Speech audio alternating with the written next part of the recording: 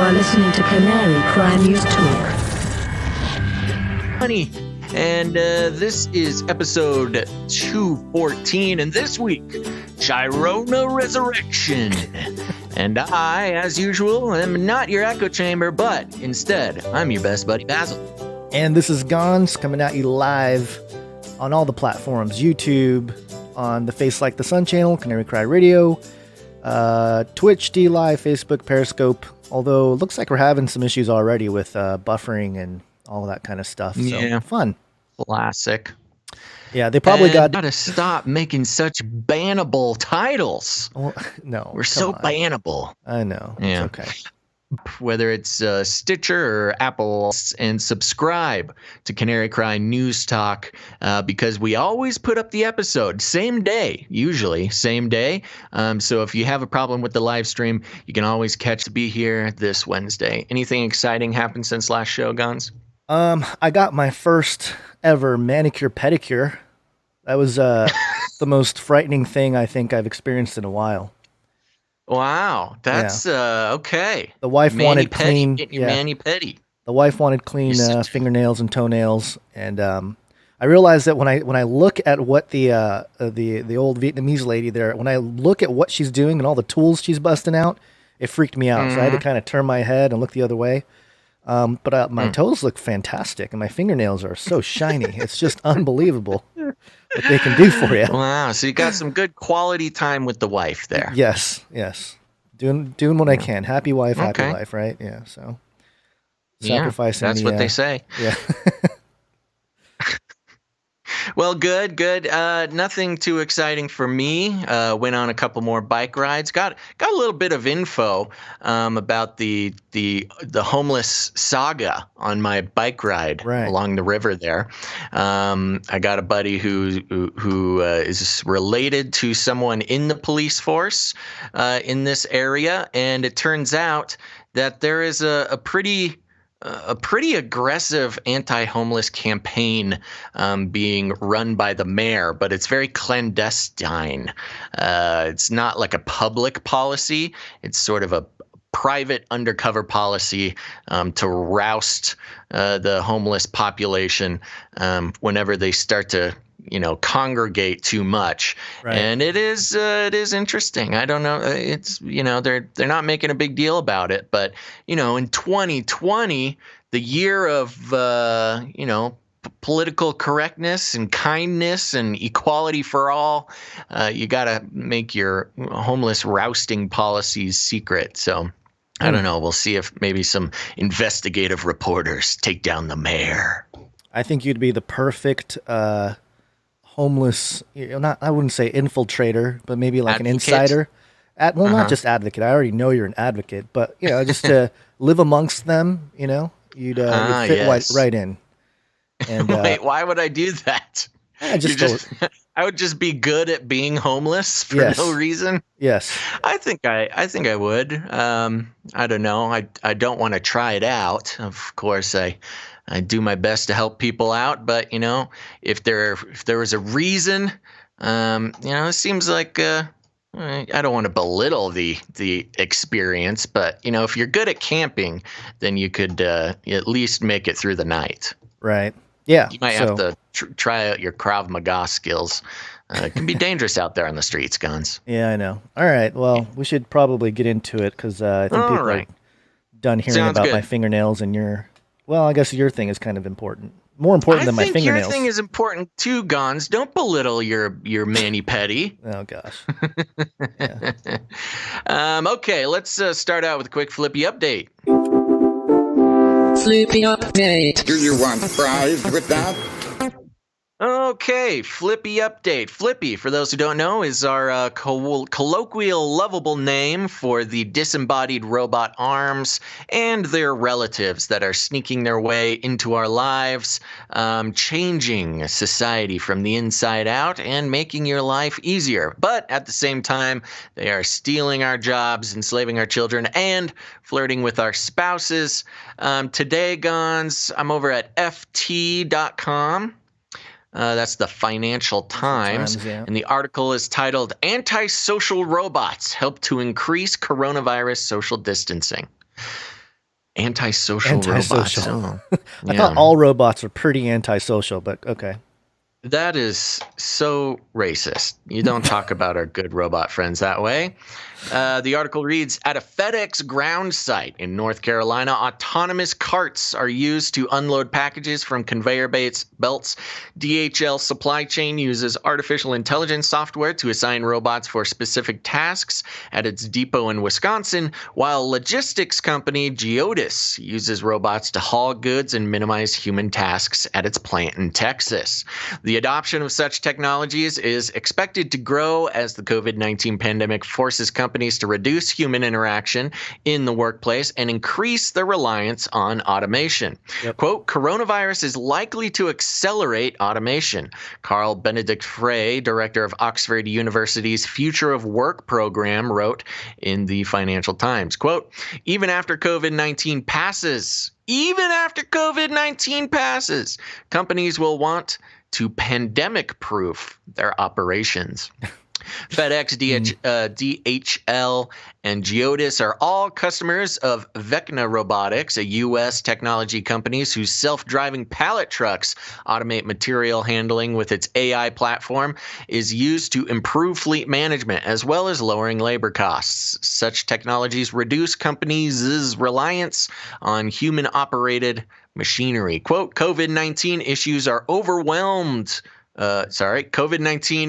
overwhelmed companies and created a new level of awareness for greater flexibility in supply chains, says Daniel Theobald, Vecna's founder and chief executive. Quote, the supply chain needs greater levels of resilience and flexibility. Automation is key to this development. Such demand was highlighted in the e-commerce giant Amazon's 2020 first quarter sales, which rose almost 30% year on year, while its market capitalization has increased $400 billion in the year to date. At the same time, Amazon warned that keeping workers healthy and products moving could cost an additional $4 billion in the following quarter as the pandemic placed strain on its vast network. The world's most valuable company uses more than 200,000 robots to move products in its warehouse and is developing drones for use to be used for delivery. COVID-19 will massively push the automation and digitization of supply chains, says Klaus Stobitzer, head of supply chain at Siemens, a German manufacturer. What previously required laborious manual coordination is now controlled autonomously. And then it talks more about some companies making the transition. But there you go, Gons. This is something that we've noticed over the past few months, but we've been following the replacement of human workers with ever increasing sophisticated technology. And as I saw a post today on Facebook, it's a used car salesman, and he's slapping his hand on the hood of a car and says, "Oh, this baby, you can fit so many agendas into this baby." And the car was titled COVID-19. So there you go. One of the agendas is automation of the workforce to pandemic-proof the economy, which, again, the economy is a complicated thing, but part of the reason the economy exists is to give people jobs. And if you just take away everybody's jobs, why even bother having an economy? I guess that's a good reason to add in the universal basic income. So all sorts of stuff wrapped up in there, but watch out. Soon we will not even need a human to receive our goods from the Amazons and such. Gonza, I have another really important update for you. Are you ready? Sure. It's a kitten. Oh, look at that. This is Monty 3. Everybody, welcome to the family, Monty 3. He's a coronavirus kitty, and he's here to save the day. So cute. if you hear any crashes or hear me scream, it's probably him attacking any various parts of my body and my office. So you're free to go, little one. I'm waiting for the little kitties to take down the green screen so that your entire lab operation is exposed. You'll just see them start climbing up the green screen behind me. Oh, that'll be fun. All right. Just to Go. What do you mention, got? Well, Flippy was actually mentioned in the article further down in Miso Robotics, and we know about it. And there's a picture of Flippy that I've never seen. And it's just Flippy in action. He's got his robot arm and his spiky wrist, putting a patty down on the grill, or I don't know, looks like I don't know. It doesn't look like a grill. But anyway, just thought I'd mention it because we don't usually see pictures of Flippy too often. So anybody interested, go take a look. We do have a quick update, brief update. We interrupt this broadcast to give you a brief update. By the end of this timely interruption, you will be thoroughly updated. This was reported on NBCnews.com. California shakes up auto industry, says all vans and trucks must be electric by 2024. And I'll just read a couple paragraphs here. California regulators have approved new rules that would see a massive shift from conventional gas and diesel trucks and vans to ones powered by batteries and zero-emission hydrogen fuel cells. The first of their kind guidelines, which takes effect in 2024, cover a broad range of truck segments from medium-duty models up to the big rigs that move vast amounts of goods throughout California and across the country. Current guidelines from the California Air Resource Board already press manufacturers to add electric and hydrogen trucks to light-duty segments. So there you go. We're one step closer to Optimus Prime. Yeah, Optimus Prime. Yeah, that's interesting. There were countries in the EU. I don't know if the EU itself has made this commitment, but many European countries have made the commitment to entirely switch all cars over to electric vehicles. And there you go. So it does not surprise me that California is following suit. There's a lot of interesting back and forths about the viability of, switching an entire country's vehicles over to electricity, mainly because, what do you do to create the electricity to charge the cars? Most of the time, it's burning coal or something like that. So humans on hamster wheels. More. Yeah, hey, there's a good way to do it. Yeah, if I had a little, pedal thing under my desk here, I could be getting some exercise and creating the electricity needed to run this massive, technologically advanced podcasting studio. But there's a funny video going around where it was a Tesla charging station. I think it was somewhere in the U.S., and it was right next to a giant diesel generator that powered the Tesla charging station. So, which we didn't report the story. It was in potential stories, but didn't a Tesla battery blow up or something recently? Oh, yeah, there's been lots of problems for a few years now with the Tesla batteries blowing up. Okay, well, there's a quick update.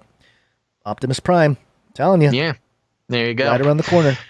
All right, Gons, last episode we were talking about Chaz Chop, which now from henceforth we will follow suit from the media guidelines and simply call it Chop, so we don't have to say both. I will deny such. You're gonna keep saying Chaz Chop. Such rules. I don't follow these arbitrary rules about what to call things. That's sexist, Gons. All right, well, hit me with that chop. Jingle. Get in the zone. Capitol Hill Auto Zone. Chaz stinks. Yeah, I guess that is problematic because our jingle entire jingle says Chaz, and then they changed the name to Chop. Maybe that's why they changed it. They didn't like the jingle. They're like, it gives away too much. Surprise me. Okay, let's head over to the International Business Times, ibtimes.com.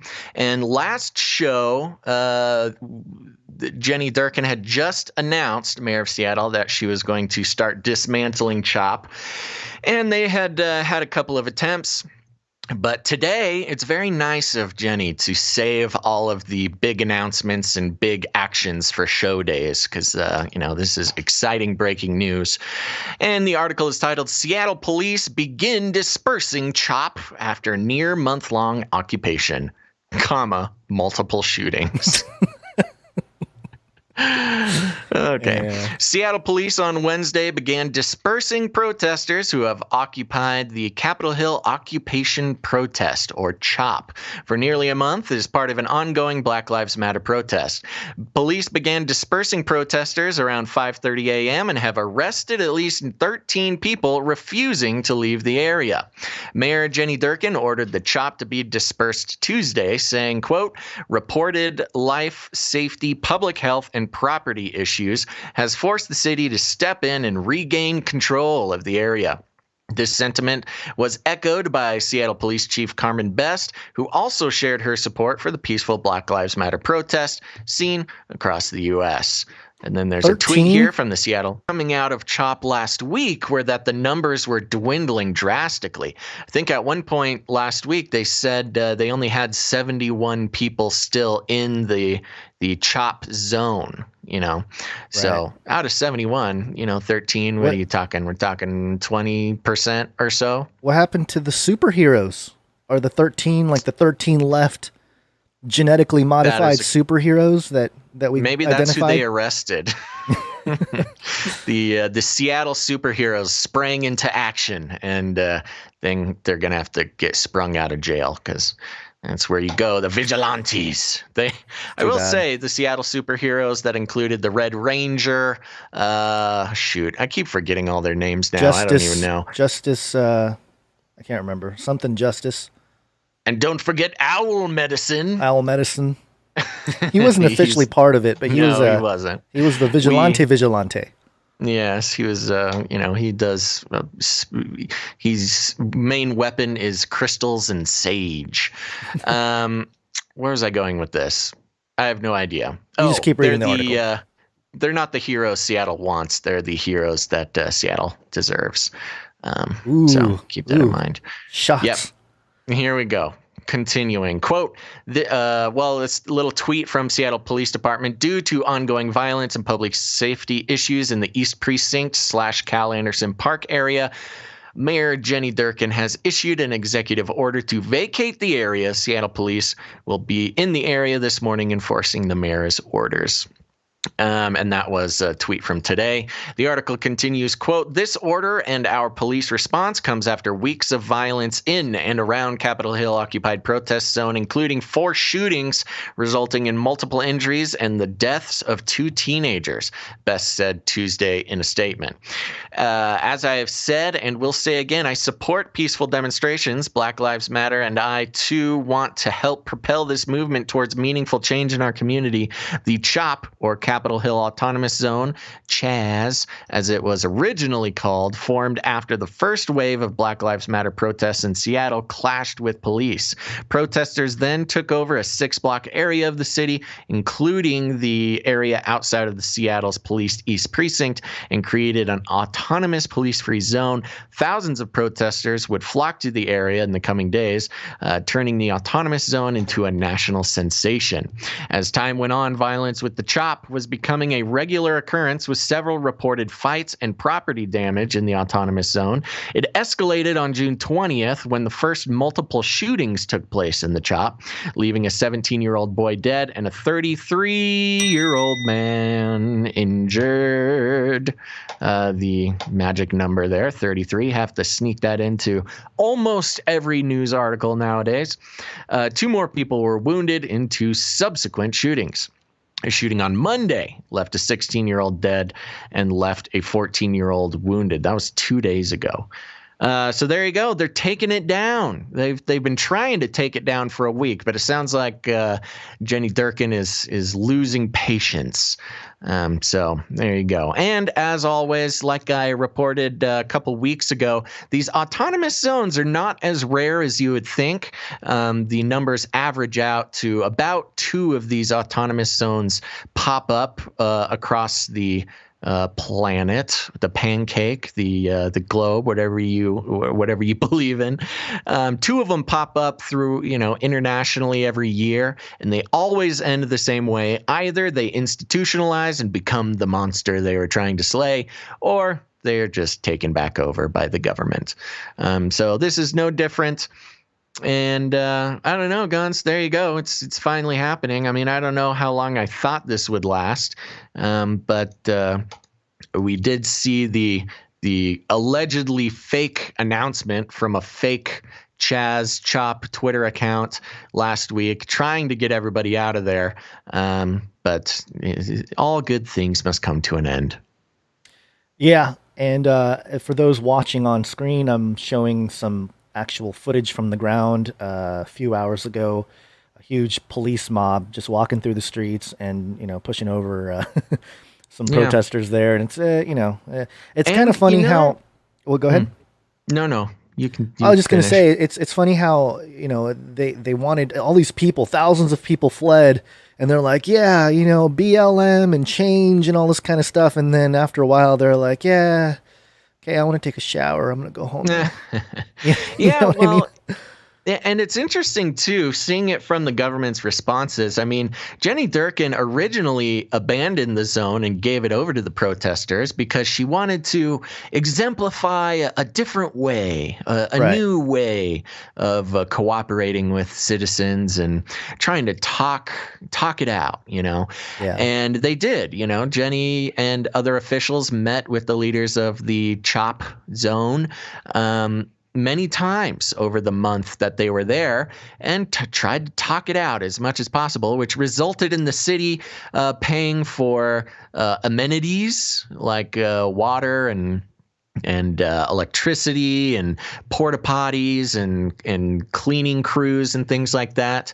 But it doesn't seem like whoever was in charge over there at CHOP was reciprocating the deal in any way. And it sounds like Jenny just got tired of trying to do it the new way. She lasted a month, but it's hard to resist when you've got a police force at your fingertips. It's hard to resist the temptation to just take it by force. Yeah. And of course, after all the talking, they had to go in and take it by force in the first place. So I don't know. That just didn't really work out for anybody. Well, there's the other theory that you mentioned prior to the show about the bikers saying that they're going to take it over on July 4th. Yeah. So maybe the timing was let's not clash with the bikers because that can be a problem. Well, that was an interesting thing because a while back, a few weeks ago, the Bikers for Trump and a couple other, I don't know, but the media would call them patriotic groups or white nationalist groups. Of course, that's synonymous nowadays. Yeah. Would be coming in on 4th of July to retake the zone. Later on, there were some statements from Bikers for Trump that, no, they weren't planning on doing that. But the timing of Jenny Durkin ending the zone does kind of suggest that she wanted to break it up before there was a chance for, some escalation or some sort of clash. Yeah, and what about the Ronas? Nobody's concerned about the Ronas in the zone? Gons, don't you know that the Ronas, the protests actually slowed down the spread of the Rona? Oh my gosh. Yeah, we'll get to that story. Why don't we just do it now? Do you want to do it now? Sure. COVID. I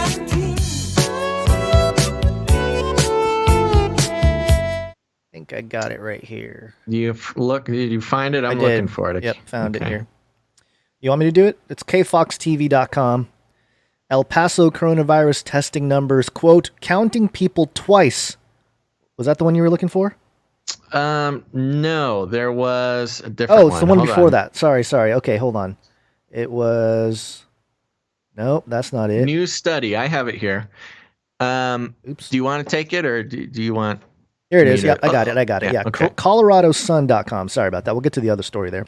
Black Lives Matter protests may have slowed overall spread of coronavirus in Denver and other cities, new study finds. This is wild. Yeah, okay. As protests against racism and police violence swept across the country, drawing massive crowds into the streets amid a pandemic, public health officials worried about what the overall impact would be. With these protests, which many health leaders said they support, also turn out to be virus super spreading events. But a new study by Nationwide research team by a nationwide research team that includes a University of Colorado Denver professor, has found something surprising. The protests may have slowed the overall spread of the coronavirus in cities with large demonstrations, including Denver. Yeah. This is great. This is so good. Quote, "We think that what's going on is it's the people who are not going to protest are staying away," said Andrew Friedson, the CU Denver professor who is one of the paper's co-authors. Quote, "The overall effect for the entire city is more social distancing because people are avoiding the protests." Interesting logic. It's nice to have some numbers. Friedson's specialty is economics. Okay, so that's why we should listen to him on all this other stuff, specifically the economics of healthcare. The field of COVID-19 research now contains a multitude of subspecialties or specialties, and it has often been economists leading the way in understanding how people are changing their behaviors in response to the pandemic. Has it really? That's interesting to say as well. As the protests build, I know. I'm sorry. I'm having some issues. I'm out of shape from the missing the episode. Friedson said he and his colleagues took note of the rising concerns about virus spread. He said they also realized they had the ability to answer that question using official coronavirus case counts and the anonymous aggregated cell phone data that has become the gold standard for tracking societal shifts in movement. Wow.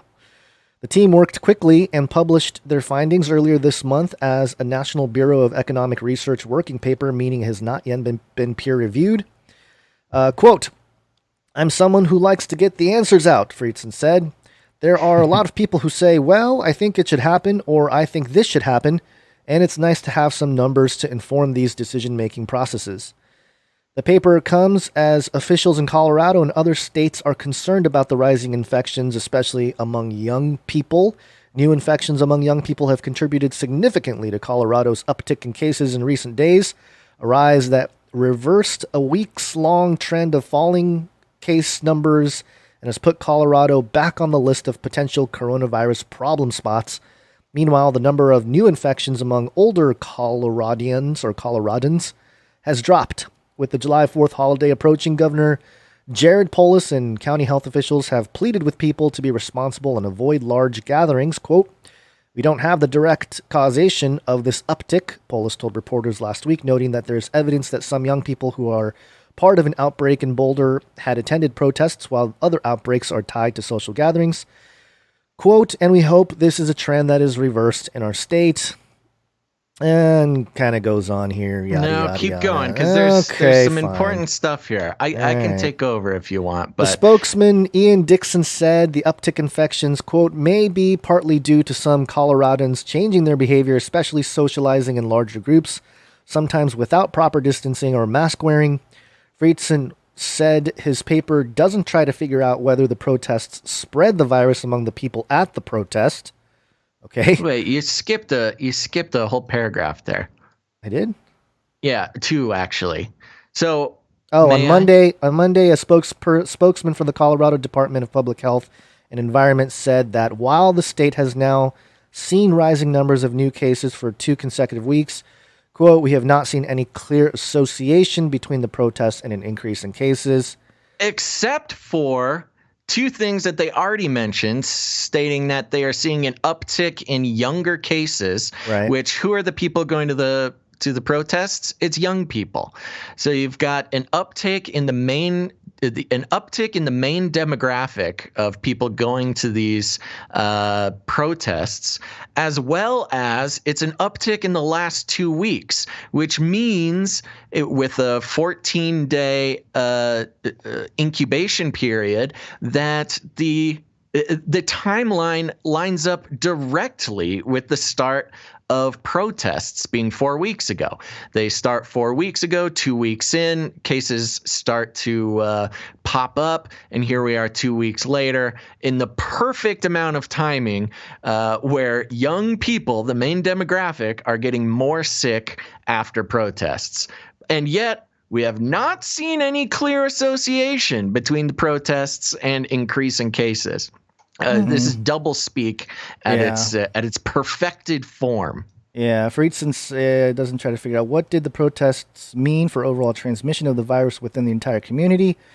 The study looked at 315 American cities with populations of more than 100,000 and found that 281 of those cities saw protests. The remaining 34 cities that did not see protests, which at the time included Aurora, were used as a control group against which to measure the impact of the protests. The researchers found that protests correlated with a net increase in overall stay-at-home behavior in cities where they occurred, and the increase was larger in cities that saw more sustained protests or reports of violence. Okay. All right. So this is another example. Remember, Bill Gates's favorite book, he loves showing it off in his videos, How to Lie with Statistics. Right. And that's exactly what's going on here. They say the researchers found that protests correlated with a net increase of overall stay-at-home behavior in cities where they occurred, trying to say that, yes, people stayed home because they did not want to, get involved with the protests. So that's great. It's good people stayed at home. And yet the increase was larger in cities that saw more sustained protests or reports of violence. So hello. They're just talking back and forth, disproving their own point and proving the point that it's crazy to see how this quote unquote international or national research group is bending things every which way they possibly can to try and say that, tens of thousands, hundreds of thousands of people all gathering together, not social distancing, actually caused the coronavirus to stay away. It's complete poppycock.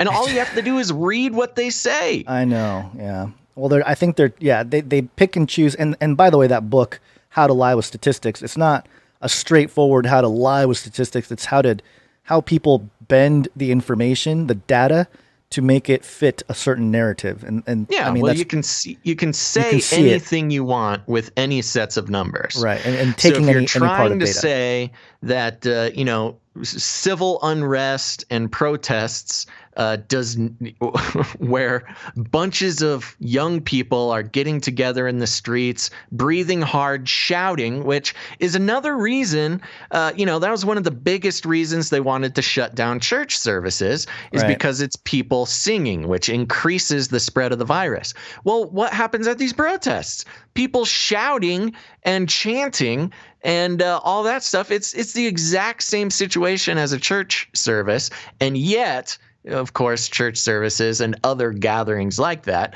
are considered to be mega spreaders for the exact same reasons a protest would be a mega spreader. Listen to this sentence here. Okay, but Friedson said that there's one last important thing to keep in mind about this study.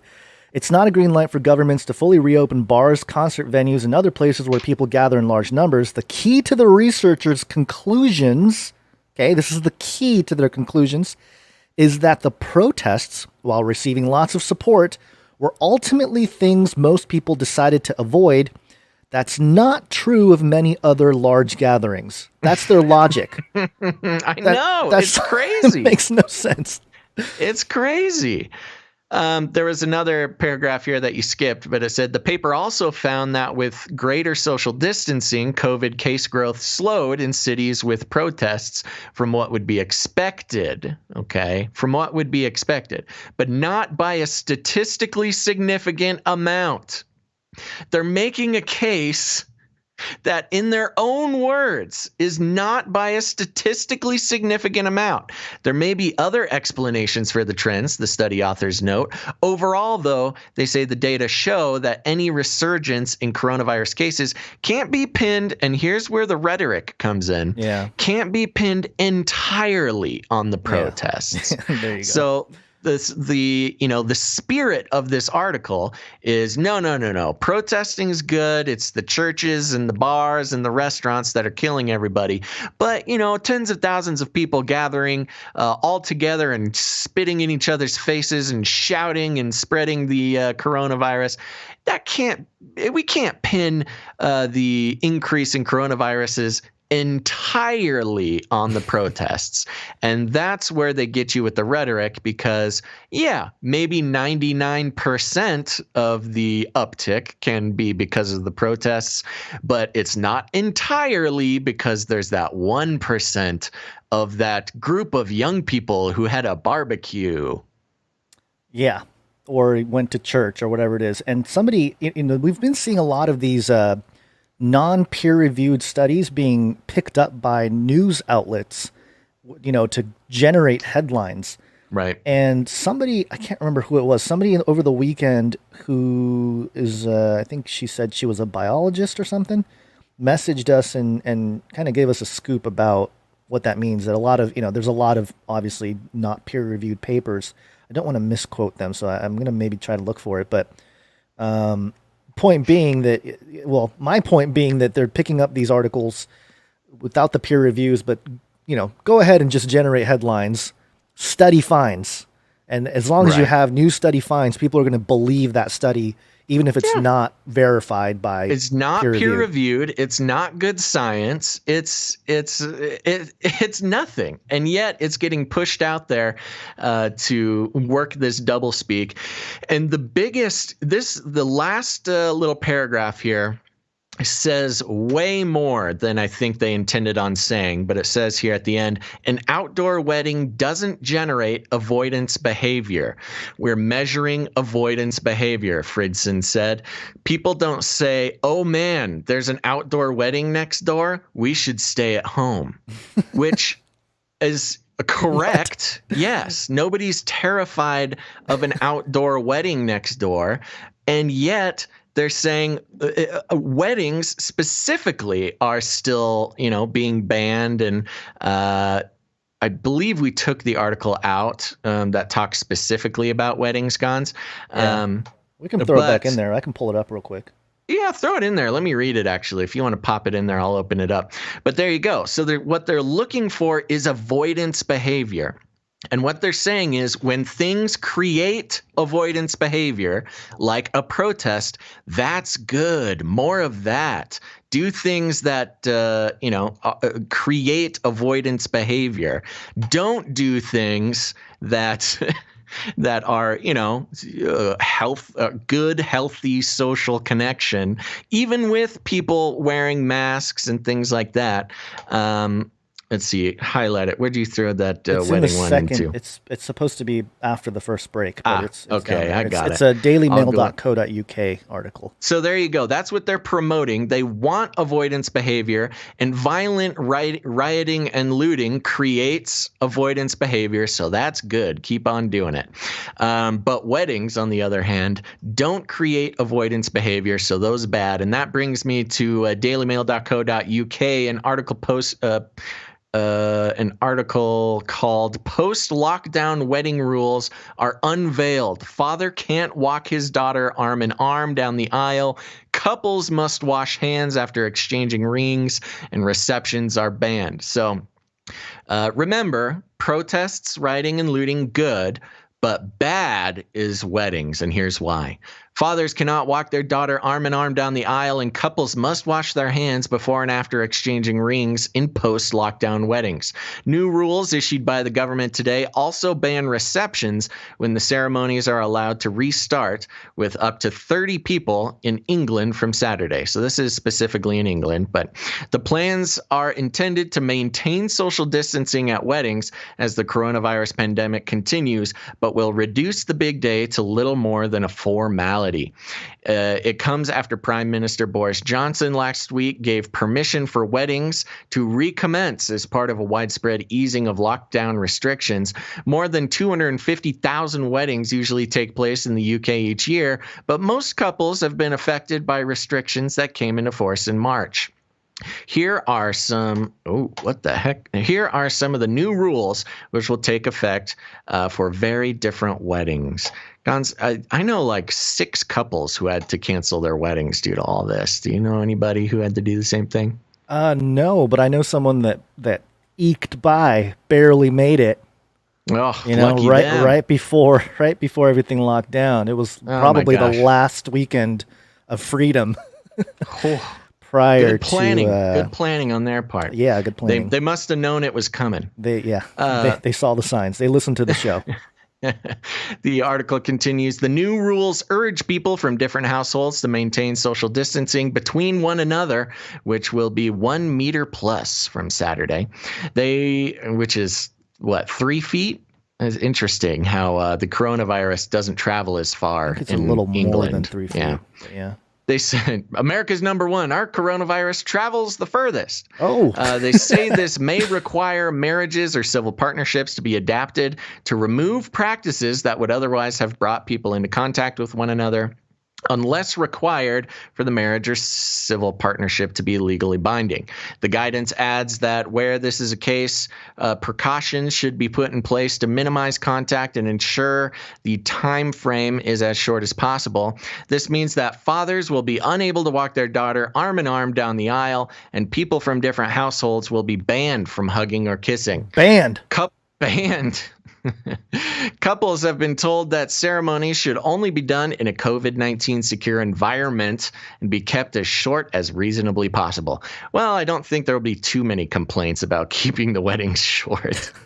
This means they should be limited to the parts of the ceremonies that are required so that the marriage or civil partnership can be legally binding. Blah, blah, blah. Receptions are canceled. During the service, no singing or shouting allowed. Okay. Wow. Meanwhile, people ridiculous. have been told to avoid singing, shouting, raising voices, or playing music at a volume that makes normal conversation difficult. This is because of the potential for encouraging shouting, which would raise an increased risk of transmission of COVID-19 from aerosol droplets. Okay, so no shouting, no singing at weddings. At protests, it's fine. Shout and scream all you want into the faces of police officers and your fellow protesters, but at weddings, no singing allowed. Moving on, rituals, no full immersion or washing others' body parts. Any washing rituals should But you now got to be wash done. your hands. Oh, that's where they get you. What? That makes no sense. Wash your hands, couples, but also no washing other body parts. No washing. Oh, gosh. Any washing rituals should be done before arrival at the venue, and the people should not wash the body parts of others, according to the rules. I don't know what that could possibly be, except for like a foot washing ceremony. Yeah, foot washing. But that happens. last I checked, you can't get COVID by touching someone's feet. But I don't know. I'm no scientist. You don't know the latest modified or mutation. The mutation, yes. It's the toenails. Spread specifically through toenails. That's why I got him all cleaned this weekend. Oh man. Full immersion should also now be avoided, and all others present should stand distant from any splashes and stay socially distanced. Full immersion. So like a baptism at a wedding? It mentions Christians in particular here. Oh, of course. When you go down a little bit. So yeah, it also keep says going Jewish. here. Yeah, full immersion can sometimes take place before Jewish wedding ceremonies when a woman goes into a mikveh pool before the ceremony to achieve purity. Christians can also be baptized through full immersion, but this would be unlikely to take place at a wedding itself. Okay, thanks for the tidbit. Washing of feet, there it is, can happen at Christian ceremonies to represent Jesus Christ, washing the feet of his disciples as a symbol of humility. So yeah, no washing each other, no full immersion. Let me just mention something, because this is a cultural thing that many of our audience may not know. Have you been to any Korean weddings, Basil? I have not. Okay, so one of the things that they do at the Korean wedding is people pay money to whack the feet, the bottom of the feet of the groom. What? So So they get like bamboo sticks or whatever it is, and people bid money, and they bring it up, and then they whack the bottom of the feet. And this is a few drinks in, so people are a little bit more bound to do that. So it doesn't say anything about that, but this is England, so I'm not surprised. But I wonder if that kind of behavior will also be banned. It seems kind of sadistic, but yeah, no whacking of feet. Let's see. Dress fitting, dresses in quarantine, and face masks. Bridal shops reopen June 14th, putting in measures such as plastic champagne flutes, dresses put in quarantine, and face masks for fittings. Since reopening, the Bristol branch of third-generation family business Allison Jane Bridal Wear has introduced a range of measures. Okay, so kind of the usual stuff there. Read this one here at the bottom. Champagne is poured into glittery plastic disposable glasses with a poster displaying coronavirus guidelines on view as people enter the shop. What is going? This is. I mean, I know what this. Yeah. This is a eugenics agenda. We should invite fewer people to be born.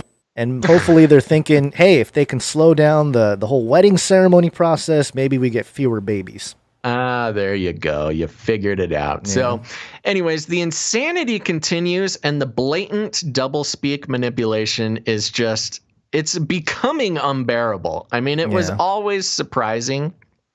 But with the whole study talking about, how a bunch of young people getting together and shouting in each other's faces does not spread COVID. But those evil outdoor weddings, they don't promote antisocial behavior, so they must be avoided, is just completely wacko. Yeah. Okay. But anyways, what else you got? I'm going to mark these ones off. We got a few more COVID stories here. COVID.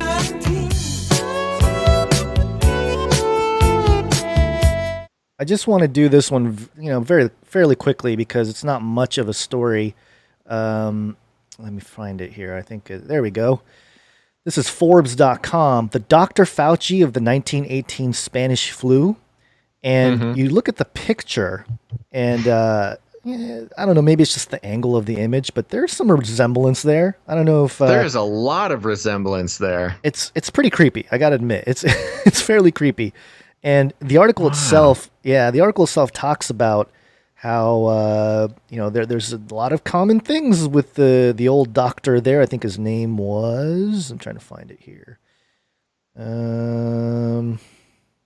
Dr. Thomas Dyer Tuttle, who became a powerful, if polarizing, figure in the fight against the Spanish flu, not unlike Dr. Anthony Fauci is perceived today in the battle against COVID-19. Apart from the passing physical resemblance, so they even mention it in the article, both Dr. Tuttle, physical resemblance, both the Dr. Tuttle and Dr. Fauci fought global pandemics late in their long public health careers, and the perilous balance of science and sociology that entails.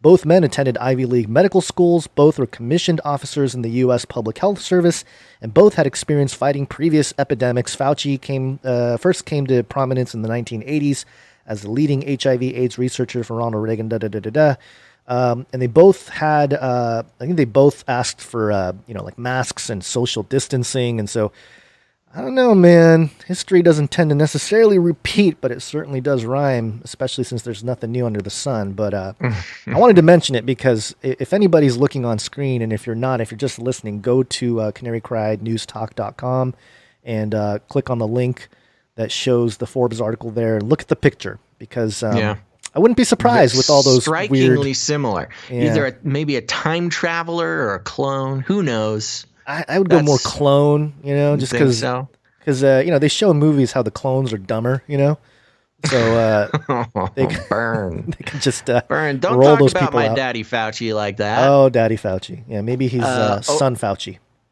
Going back to the topic of weddings real quick, OBL Music on the YouTube chat says, what if you have a protest-themed wedding? Would that be okay? Yeah. I think you've done it. I think you've cracked the code. Yeah. Okay. Yeah. Well. All right. Well, we got a quick clip here. I thought that we had played this already, but let's get an update from Pelosi. What do you say? One of the things that we were pointing out for, ever since the whole Rona's thing started was the ridiculousness of masks in general. And how the CDC had been saying, like, hey, if you don't have the virus, you don't need to wear a mask. We showed the link to, or we showed the website prior to around April, showing the CDC. They changed it. Now it's like, oh, you got to wear a mask and social distancing. But I thought this was pretty funny. The apologetic from Pelosi as to why the CDC hasn't issued mandate for wearing a mask. Is it time to mandate the wearing of masks across the country? Oh, I definitely long overdue for that. And my understanding that the Centers for Disease Control has recommended the use of masks, but not required it because they don't want to offend the president. Yeah, they don't want to offend the president, Basil. That's why. They're the only government organization that doesn't just love offending the president. What a crazy thing to say. It's just madness. Who doesn't love offending the president? I don't know. Although Trump has taken some steps towards a new age. We will launch a new age. Towards at least threatening funding of the CDC, but we'll see. That'll never go through. Yeah. Okay, a little bit more here. We're going to talk about numbers for the COVIDs. COVID.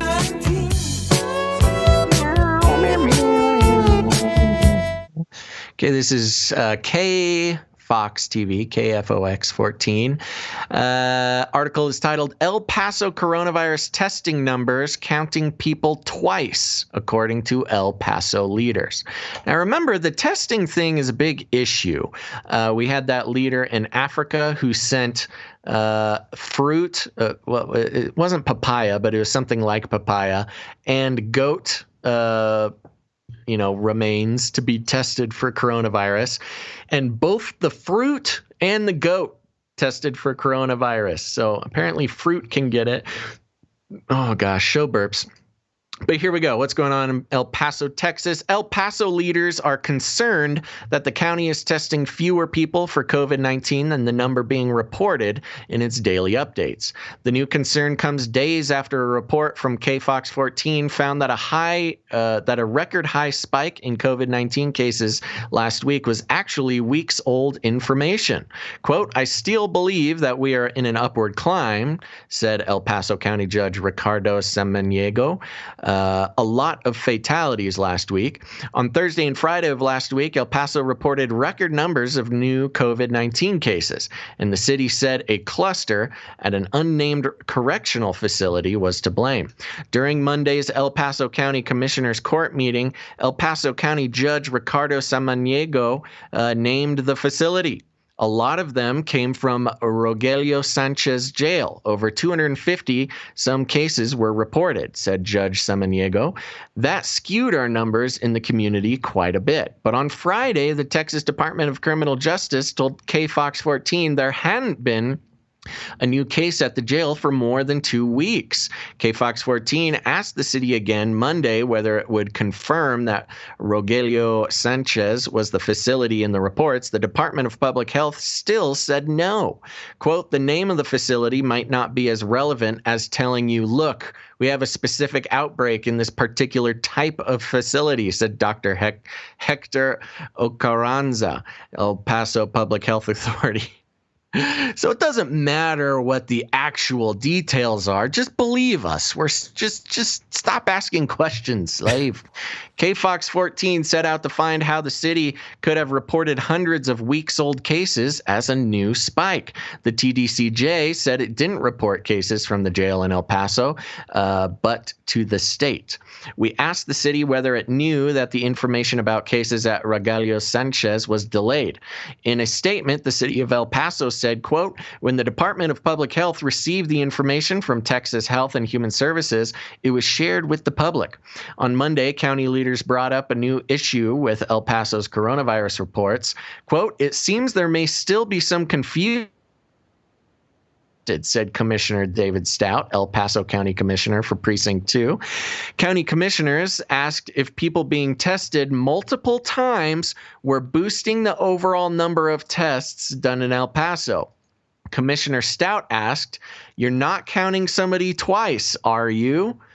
Quote, well, we do. If they are tested more than once, said Jorge Rodriguez, Deputy Chief of the Office of Emergency Management. But that number is very, very small. No, County leaders said by that tracking makes it okay. the total number. Yeah, I know.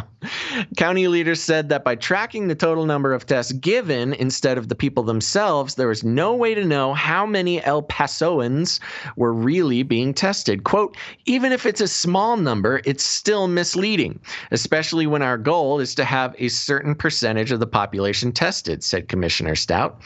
The Office of Emergency Management said it was working on separating the number of people tested from the total number of tests done to make COVID-19 reports more clear. So they're like, basically, they asked, hey, these numbers are off. Are you counting people twice? Yes, we are. Oh, okay. Well, isn't that a problem? It's only a little bit of a problem, but stop asking questions. Go home. Also, this article from June 8th, 2020, so almost a month old. So I'm wondering if they cleaned it up. The other thing that's interesting is the picture they have here is of a masked doctor-looking guy handing another mask to someone in the driver. And there's a little note at the top that says patient simulation. So even the photos here are staged, apparently. It's a fake photo. A fake picture of people handing out masks. Patient simulation. Oh, my gosh. It seems like there are a lot of patient simulations going around right now. And I've been hearing a lot about people. There was someone on Twitter saying that, me and my mom were in line to get tested. And the line was so long, we just went home. We're like, forget this. This is too long of a wait. We're just going to go home. And then they got a note saying, you have tested positive for COVID-19. What? So, yeah, there's a lot of weird nonsense going on. And obviously that's not a surprise. But, yeah. And, of course, anybody who's gotten tested and you've gotten the paperwork back, it says right there on the paperwork, what does it mean you've tested positive? Well, you have the antibodies for COVID-19 or the antibodies for any other coronavirus, such as the common cold. So and you might die. Yes, you might die. So there's another Twitter handle named Gummy Bear, and I'll just show this because I thought it was an interesting thing to share as part of some data. And basically, this Twitter handle showed a couple different USA and USB, basically being the two segments of the United States. USA being New York, New Jersey, Illinois, Michigan, Connecticut, basically the people that were hit hard early on with the virus, as opposed to USB, the rest of the country, which wasn't hit very badly early on, but with increasing cases. And you can see when you compare one with the other, USA and USB, it says here that USA, despite representing only 29% of the U.S. population, it represents 70% of all deaths. Good news is that COVID almost burned out here. And you can see the huge spike up, especially when they were talking about, we got to flatten the curve. And so, yeah, you see the curve go down, down, down. The USB, the curve is already flat. And they asked the question, how much more do you want to flatten it? Because it didn't spike like it did in those states, but it literally stays very flat. But the death count has surpassed those of the states that had the huge spike early on, according to his data anyway. So, I mean, when they say rising numbers, it's kind of misleading. That whole thing is misleading too. So, just to show that if you're willing to dig at the statistics, if you're willing to read the articles with a brain, then you begin to realize very quickly that all of this is just that's the wildest thing about all of this. I mean, we don't have any special insider information. All we do is read the mainstream reports, and it's within mainstream reports. All you got to do is read more than one of them from more than one source, and the contradictions are blatant. I mean, this isn't even conspiracy theory. We're just reading the mainstream reports, and they're filled with contradictions, non-scientific and analysis, and politics. That's all it is. We're not even doing anything special here.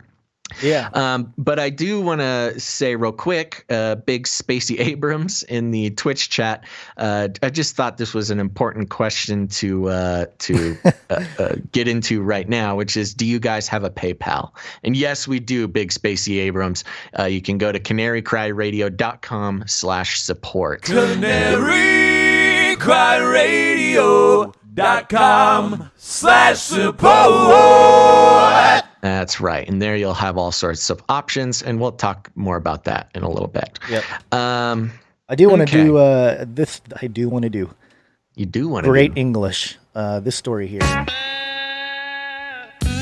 COVID.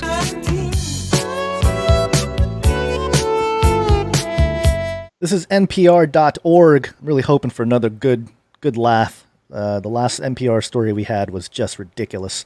Mm-hmm. You know, government thinking about sending dead people money or contacting dead people to try to figure out how to get that money back. I mean, it was just a great article. I can't stop talking about that article. I know. It's great. It's a great one. UN Security Council demands ceasefire in conflict areas due to COVID-19. So now we're de-escalating national tensions. Ooh. Yeah. The United Nations Security Council unanimously passed a resolution Wednesday that demands an immediate cessation of hostilities in conflict zones around the world due to the impact of the COVID-19 epidemic. It is the first resolution related to the coronavirus that the council has passed. The text calls for, quote, all parties to armed conflicts to engage immediately in a durable humanitarian pause for at least 90 consecutive days to allow for delivery of humanitarian assistance and medical evacuations. The resolution, which was introduced by France and Tunisia, does not apply to military operations against ISIS and Al-Qaeda. Oh, okay. Yeah, so there you go. It will pertain to... If the UN had power to do this, if they can just say, hey, everybody, stop fighting. No. Why didn't they do it before? Why did they need COVID to tell everybody to stop fighting? Because it wouldn't practice. They wouldn't be able to flex their worldly muscles, their NWO muscles. Crazy. I feel like I'm taking crazy pills. Is it me, or if they're able to just tell people to stop fighting, why have they waited this long? Well, yeah. It will pertain to conflicts including those in Syria, Yemen, Libya, South Sudan, and Congo, the Associated Press reports. The Security Council has struggled for months to pass a resolution related to COVID-19, due largely to tussling between the United States and China over a reference to the World Health Organization, which is an agency of the UN. In April, President Trump suspended U.S. funding of the World Health Organization, and he announced in May that the U.S. would withdraw its membership. The State Department pushed for any references to the organization to be removed from the ceasefire resolution. The U.S. wanted the resolution instead to speak of transparency. China, meanwhile, wanted to specifically mention the WHO. The resolution that passed Wednesday is apparently a compromise. It makes no reference to either the WHO or transparency. Oh, great. In an interview last month with NPR, UN Secretary General Antonio Guterres lamented the Security Council's gridlock in a time of global crisis. Quote, we see that the very dysfunctional relationship that exists between the United States, China, United States, Russia, it's just the United States in general, makes it practically impossible for the Security Council to take any meaningful decision that would be fundamental to fight COVID-19 effectively, Guterres said. Unlike resolutions of the UN General Assembly, resolutions of the Security Council are largely binding or legally binding. Quote, the point is that we have multilateralism, but the multilateralism we have has no teeth, Guterres said. We need mechanisms of cooperation with mechanisms of governance that simply do not exist. And even where we have in the multilateral system some teeth, as is the case of the Security Council, it has shown very little appetite to bite. What are you saying, Guterres? Something about food. It's the Cookie Monster. If I just stand here and talk for long enough, my job will be done and I can go get some lunch. Holy smokes. I'm hungry, so, food references.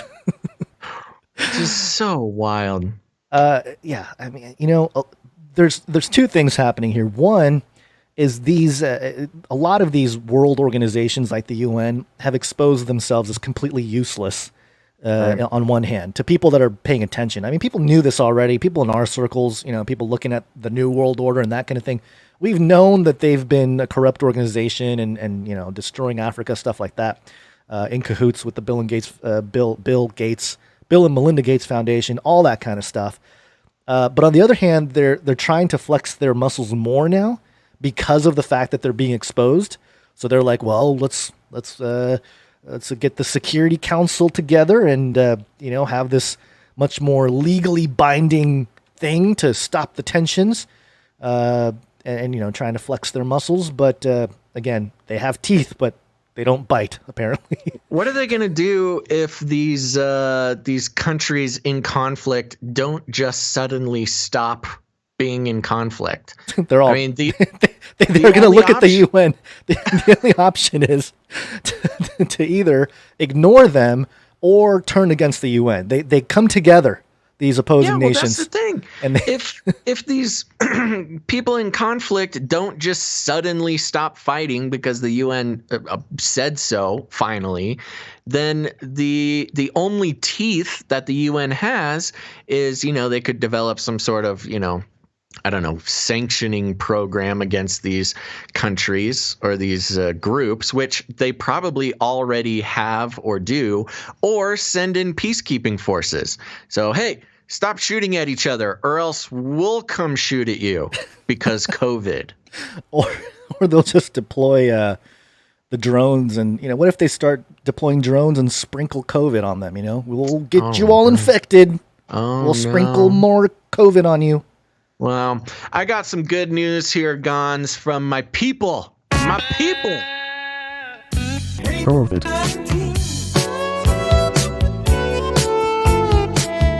It's the only good news we're going to have today, by the way. ctvnews.ca. The article is titled, Norway Ends Virus Tracing App, Deletes Data Over Privacy Concerns. So this is a little bit of, you ever feel like you're being watched too? I don't know if you have that one lined up. Did you ever have the feeling that you were being watched? There we go. Norway ends virus tracing app, deletes data over privacy concerns. Norway. I love Scandinavia, man. They, they're trying their best with their social democracy, but they're pretty good at protecting the privacy of their people. And they didn't do a lockdown. They're going for that herd immunity, letting people live their lives. Anyways, Norway has suspended use of its smartphone app meant to track and trace coronavirus contagions after a public spat between health authorities and the information watchdog. Geir Bokholm, an official at the Norwegian Institute of Public Health, said the decision Monday to delete data and halt any further information gathering from the app, quote, weakened the country's preparedness. Should the infection rate increase. The app was being tested in 3 municipalities.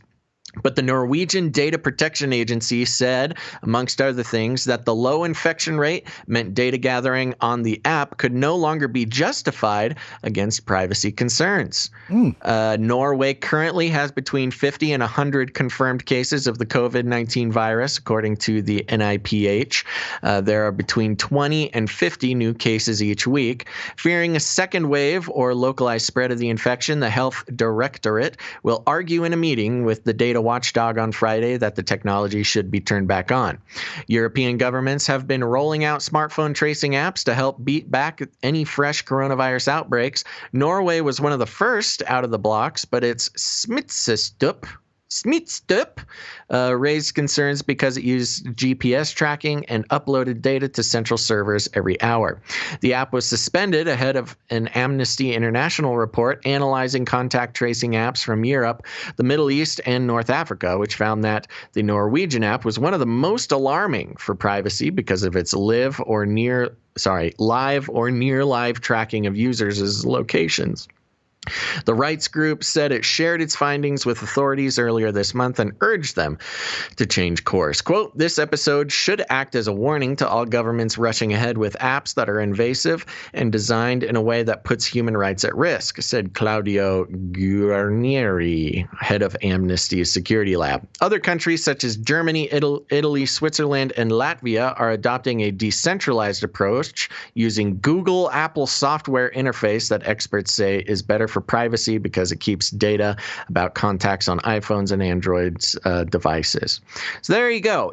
I like this because, as it said in the thing, the app was especially invasive to privacy. But unlike what we see in the U.S. and the EU, when a watchdog group says something is bad, they actually responded and stopped and took it down, which I got to give them credit for. Shoo, hallelujah. That's right. So there you go. There's a little bit of good news, Gons. Any last words on that one? I was just looking up to see if Iceland is part of the Scandinavian countries. Technically, I guess it's not. No, Scandinavia is Norway, Sweden, and I believe Denmark. Right. I only say that because I watched the Eurovision movie with Will Ferrell recently. Doing my homework. I haven't seen it. But okay, Gons, what do you say we take just a real quick break? Okay. It's break time! Come on, take a break. I never really noticed in that jingle, there's just a man screaming for like 5 seconds straight. It is. There's like it's break time. I think, and and I think there's like either a beer bottle being opened or something. You want to hear it again? There's like some kind of like. Hear it again. Let's really dissect this.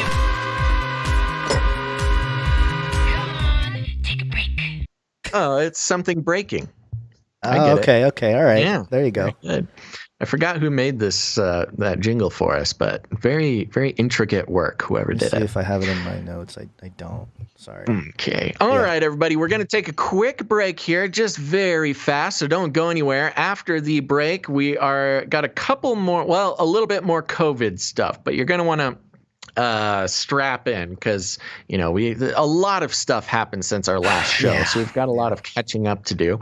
But don't go anywhere. We're going to be talking a little bit more about tracing, shutting down some beaches, some masks and jellyfish. What? Stick around for that one, as well as some money news connected with COVID there, which will be very interesting. So stick around. But we want to take the just a real quick break to thank our new followers over on Twitch.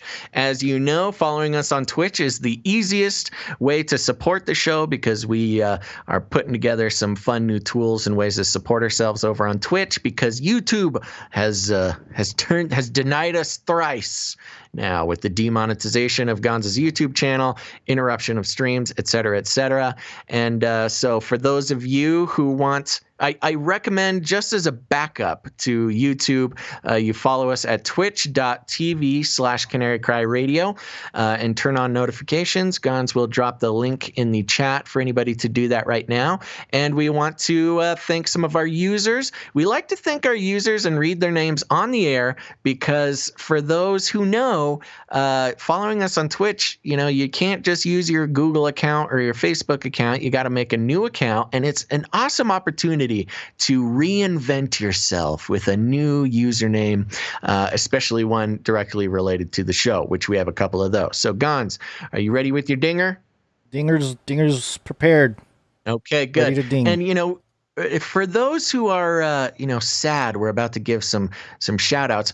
Consider it as part of the content. There's good names in here, and these are people just like you who listen to the show. So this is content. This is not just for nothing. So let's go through here, Gons. First, let's start with Night Chase. Thank you very much, Night Chase. Then Timmy39. Then we got Love Y'all on here. Here we go. Some friendship. We got Watchman D. All right. Gons, this next one's a big get for us. I'm very excited about it. We have the Alex Jones. Oh, Hey, That's right. The Alex The Jones Alex actually Jones. follows us now. So there you go. That's some clout in some groups. Is it? We got Cat Lady Natasha, Ooh, cat lady. Cat Lady, Vony Bear, Ebony Ava, All right. Teddy DeChamp. The champ. This might be the best one today, Gons, but we've got Daddy Basil Gonzatron. Then we got String Union, All right. HJ Hurst 93, Alfred Jr. 1, Darnell Seaton, Ooh, Darnell. yeah, Gacy 60. And I think that is all of them for today. Oh, no. Jay Ward, Rainbow 817, Sadie 81778, What was that last one? Sadie Sadie. 8177, Sadie. and Infinite Flowers. Thank you guys so much for following us over on Twitch.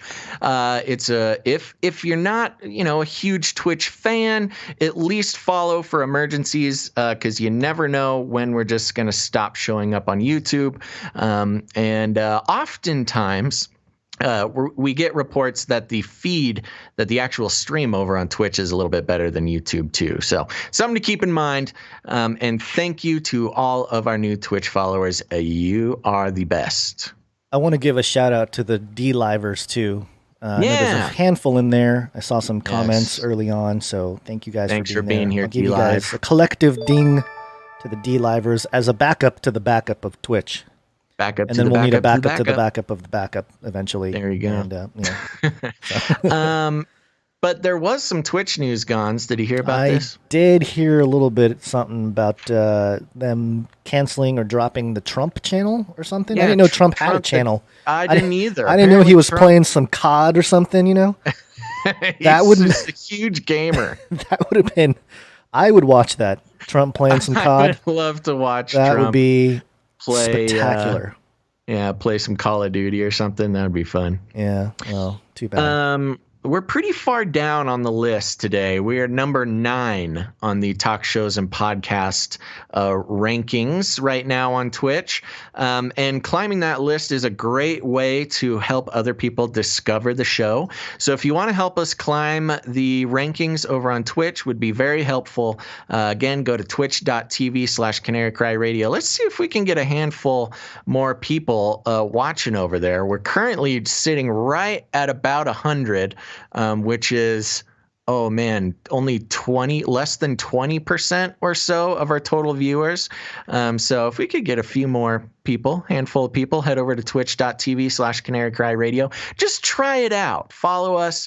See if you like the stream more. One thing that I note the Twitch viewers love is the emojis are better. There's a crazy huge stockpile of very unique emojis over on Twitch. And one of the things, if we hit our goals, Guns, one of the things we can do is we can make emojis of ourselves. So you can start, you can start commenting with Basil and Gon's emojis. Oh, that's exciting. That would be fun. I would really like to do that, but we need more people to watch on Twitch. So if you want to help us out, please do that. Twitch.tv/Canary Cry Radio. Sorry, I don't know why I'm putting on chapstick while I'm talking. Weirdo. But okay, let's wake up and get back to the show, Gons. Yes, it's wake up time. Hey, yo, wake up.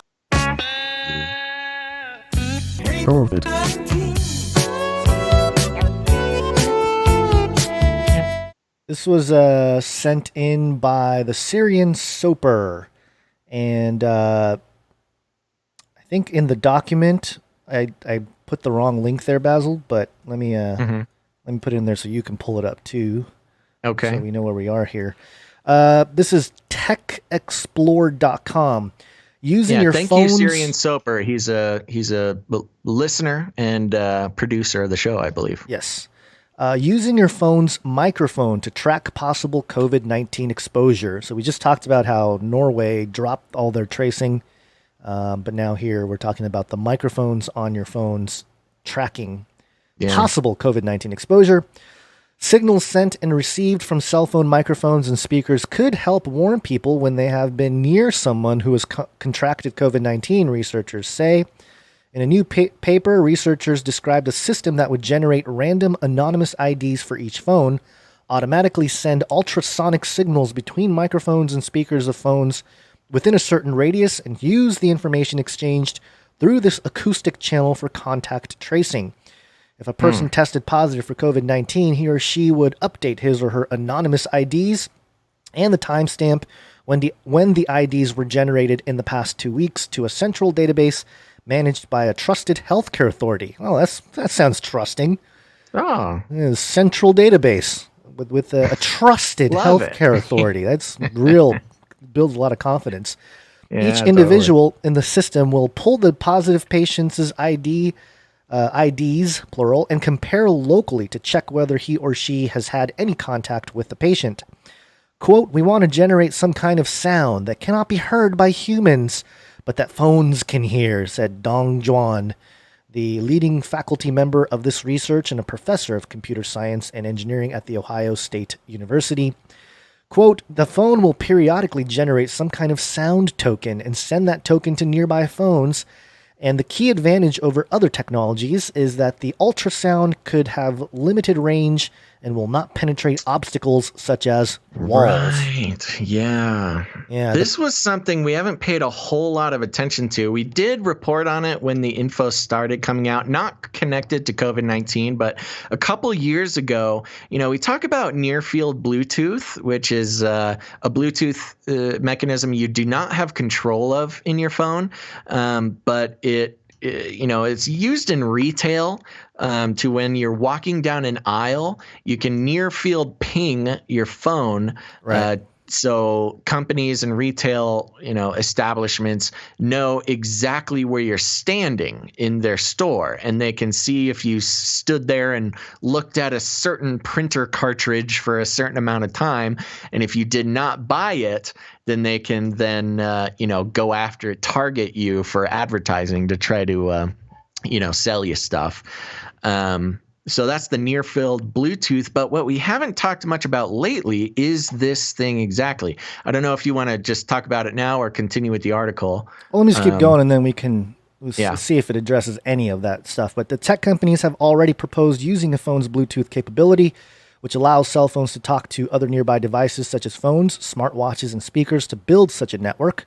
But Bluetooth, said Ziquang Lin, co-author of the paper and an associate professor of computer science and engineering, could lead to a high number of false positive close contacts. Quote, right. "Bluetooth has a problem of traveling too far," Lin said.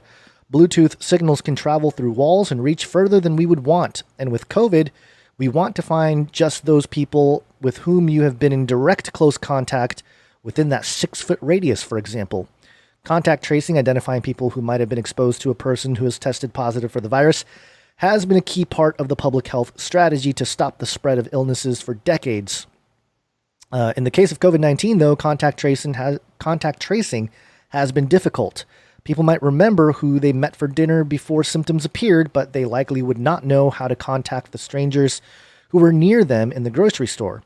Quote, "It's hard for people to remember who they had contact with, and augmenting manual contact tracing with automated techniques could greatly increase its reliability," said Neff Schroff, Ohio eminent scholar in networking and communications, who is leading an effort to develop an automated system for contact tracing and symptom reporting for the return of full operations at Ohio State. "Cell phone tracing could solve that problem," Schroff said, "as long as it is accurate and provides a satisfactory level of privacy, and as long as people use it." Those are all the all the things you'd need for any kind of tracing. Right. In Singapore, for example, authorities rolled out a contact tracing smartphone app in early March. Authorities estimated that about 60% of people needed to use the app for it to be effective. Only about 1 in 6 people in Singapore downloaded the app. The Singapore app, too, picked up contact between people who were in the same vicinity but separated by walls or windows. Schroff said the acoustic sensors might offer more control in the effort to trace the virus. Quote, "In addition to exploring Bluetooth, we want to leverage other sensors in the phone to do contact tracing," Juan said. "The key advantage of this work is that it lets a phone search for complementary sensors and uses the sensors to detect proximity. That is something that can complement the Bluetooth technology. Yeah. And so there you go. I mean, it kind of goes into some of that. So, they don't actually do a great job of exactly explaining it. So just to recap the technology we've covered before, this is an acoustic tracing system. So what it does is if you have a phone that's activated with this sort of acoustic thing, what it will do is your phone will send out a sound that is either above or below, the human's ability to hear. And it will send out this signal, a very high-pitched sound, and the other phones in the same room will detect this sound using their array of microphones. And so you can tell who is in the same room as the phone that emits the sound. And so this has a lot of uses, but in the context of the COVID, if you're in a room with 5 other people, your Bluetooth sensor could actually pick up people in other rooms, or people you're not even near. That's kind of hard for Bluetooth to detect it with a moving target or one moving target to another moving target. But this acoustic sampling has allegedly a much better hit rate at figuring out who you are around, who you're in a room with, how close you are to them based on the volume of the high pitch sound that gets picked up from other people's phones. And this, again, is another thing that you would not necessarily have control of. Remember, there's lots of apps and things. Whenever you, especially with iPhone, iPhone's pretty good at letting you control access. So, even it's kind of funny, even if you'd download some random app, So I got a true mirror app, so an app that reverses your image, because how you look in the mirror. You only see yourself in the opposite orientation in your whole life. You look at the mirror, that's not what other people see. That's a reverse of what other people see. So I said, I wonder what I really look like. So I opened up this True Mirror app, which reverses it so you can see what other people see. And it started asking, it's just an app that connects to your camera. And it said, okay, my name's Mr. iPhone. This app wants connection to your camera. I said, okay, it needs my camera. I'll give it that. Then it said, it needs connection to your contacts. It needs connection to your this, that. It needs the ability to make calls. I'm like, no. But a lot of other phones don't give you that kind of options. So especially if one wants, connection to your speakers or your microphones, you really want to be careful, especially if, the app doesn't need your microphone for some reason. Where is I going with this? Oh, yeah, the sound signal pinging, contact tracing. So this is one that, theoretically would be much more accurate compared to a Bluetooth tracing app. But at the same time, it's still not cool. Don't trace me, bro. Don't trace me, bro. And I feel bad for the dogs. They're going to be like, poor doggies. Yeah. All these phones talking. Yeah. It does make me wonder sometimes. I'll be on my phone and one of my cats will just start biting it and attacking it. And, at first I thought my cat knows that I love this phone, so it wants to destroy it. But who knows? My phone could be emitting one of these signals that are driving the cats crazy. Yeah. Well, it's all part of the whole beast system there. It's all coming around. And we know about all the frequencies we can't hear or see. Mm-hmm. And so, of course, they're going to tap into that. That's where all the 5G is. That's where all the, everything else. So. Yes, the electromagnetic signals there. Mm-hmm. You want to go to the beach, Guns?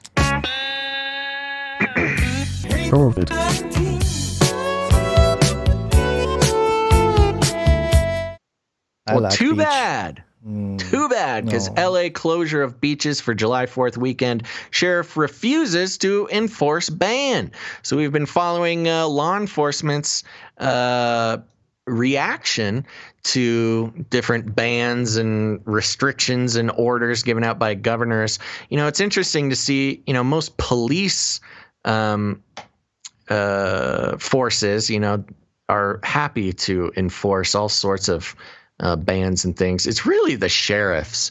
The sheriff system.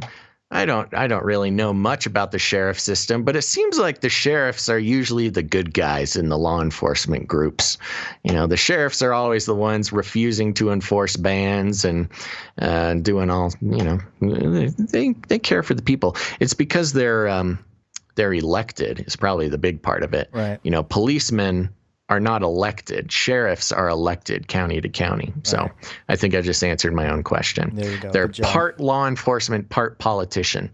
Okay, the article reads, the county, talking about LA County, the county's public health department said in a statement that beaches will be off limits to the public from July 3rd through July 6th at 5 a.m. to prevent the transmission of, quote, deadly COVID-19, the disease caused by the CCP, Chinese Communist Party virus. Oh, it's zero hedge. Yeah, that's why. Okay, so we're gonna get some far right zero hedge reporting here. Fireworks displays in the county will also be prohibited over July 4th holiday weekend. The department announced, quote, during the holiday weekend, beaches will be totally closed to all recreational activities. Beach parking lots will be closed as well, the statement read. The news came as LA County reported more than 2,900 additional cases of the CCP virus on Monday. Nice. Come on, zero hedge. Just call it COVID. Marking the single largest one-day case count since the pandemic began, the department said. Quote, data show increases in people testing positive for the virus, an increase in hospitalizations as a result, it said. Quote, projections by the Department of Health Services show a marked increase in hospitalizations in the coming weeks, which could cause a surge in our healthcare system. Yeah, we've been hearing that for 6 months now. Barbara Ferrer, the county's director of public health, said in a statement that closing the beaches and prohibiting fireworks displays during such an important summer holiday was incredibly difficult decision to make. But it's the responsible decision to protect public health and protect our residents from a deadly virus, Ferrer said. The 4th of July holiday weekend typically means large crowds and gatherings to celebrate, a recipe for increased transmission of COVID-19. Yeah, I mean, but protesting's fine. In other parts of California state, meanwhile, Governor Gavin Newsom ordered the closures of bars in counties that have seen a surge in cases of COVID-19. A sign in place since mid-March announces the temporary closures of restaurants, nightclubs, gyms, and entertainment venues at LA Live in Los Angeles, May 7th, 2020. In a statement on Sunday, Newsom and 7 counties said 7 counties must close their bars. He also recommended that 8 other counties in the most populous U.S. states close their bars, as he urged Californians to remain vigilant, et cetera, et cetera. Los Angeles County remains the epicenter of the outbreak in the state, making up roughly more than half of new transmissions in California. According to Fox News, Los Angeles County Sheriff Alex Villanueva has said he will not be enforcing the order to shut beaches over the holiday weekend, saying that he had not been consulted prior to the announcement. Quote, we were not consulted on the beach closure and will only assist our beach cities in closing parking lots and traffic enforcement on PCH. That's the Pacific Coast Highway. Quote, in regards to enforcing the beach closure, we will not be enforcing it because we are care first, jail last. Huh, interesting. Yeah, care first, jail last. So there you go, California. It's beach time. Take a beach. Well, I'm glad he's taking a stand here, because it is weird that they would not inform the sheriff before they make this announcement, which goes to show a lot of this is so political, and they want that would be concerning. And it's no surprise here. We knew that they wanted to do something for the July 4th weekend. Their whole thing is to destroy any kind of celebrations or the holidays in the U.S. So of course, July 4th. What was the term in one of those first articles we read? It was antisocial something, or I'll find it. You can continue. Yeah, I was just saying that there was, you knew that all, people listening, people watching, we all knew that they were going to target July 4th as a major holiday to try to shut things down, because celebrating the U.S. can't have that with with the Ronas, Yeah. So, You can go ahead and protest, but don't. protest Don't celebrate or anything. like the Marxists want, but certainly don't celebrate. The Marxists. Hey, man, I'm not the only one saying that. It's true. The Marxists themselves are saying it. Yeah. Again, this is not conspiracy theory. This is not. mainstream news. Mainstream. Okay, more COVID stuff here. COVID.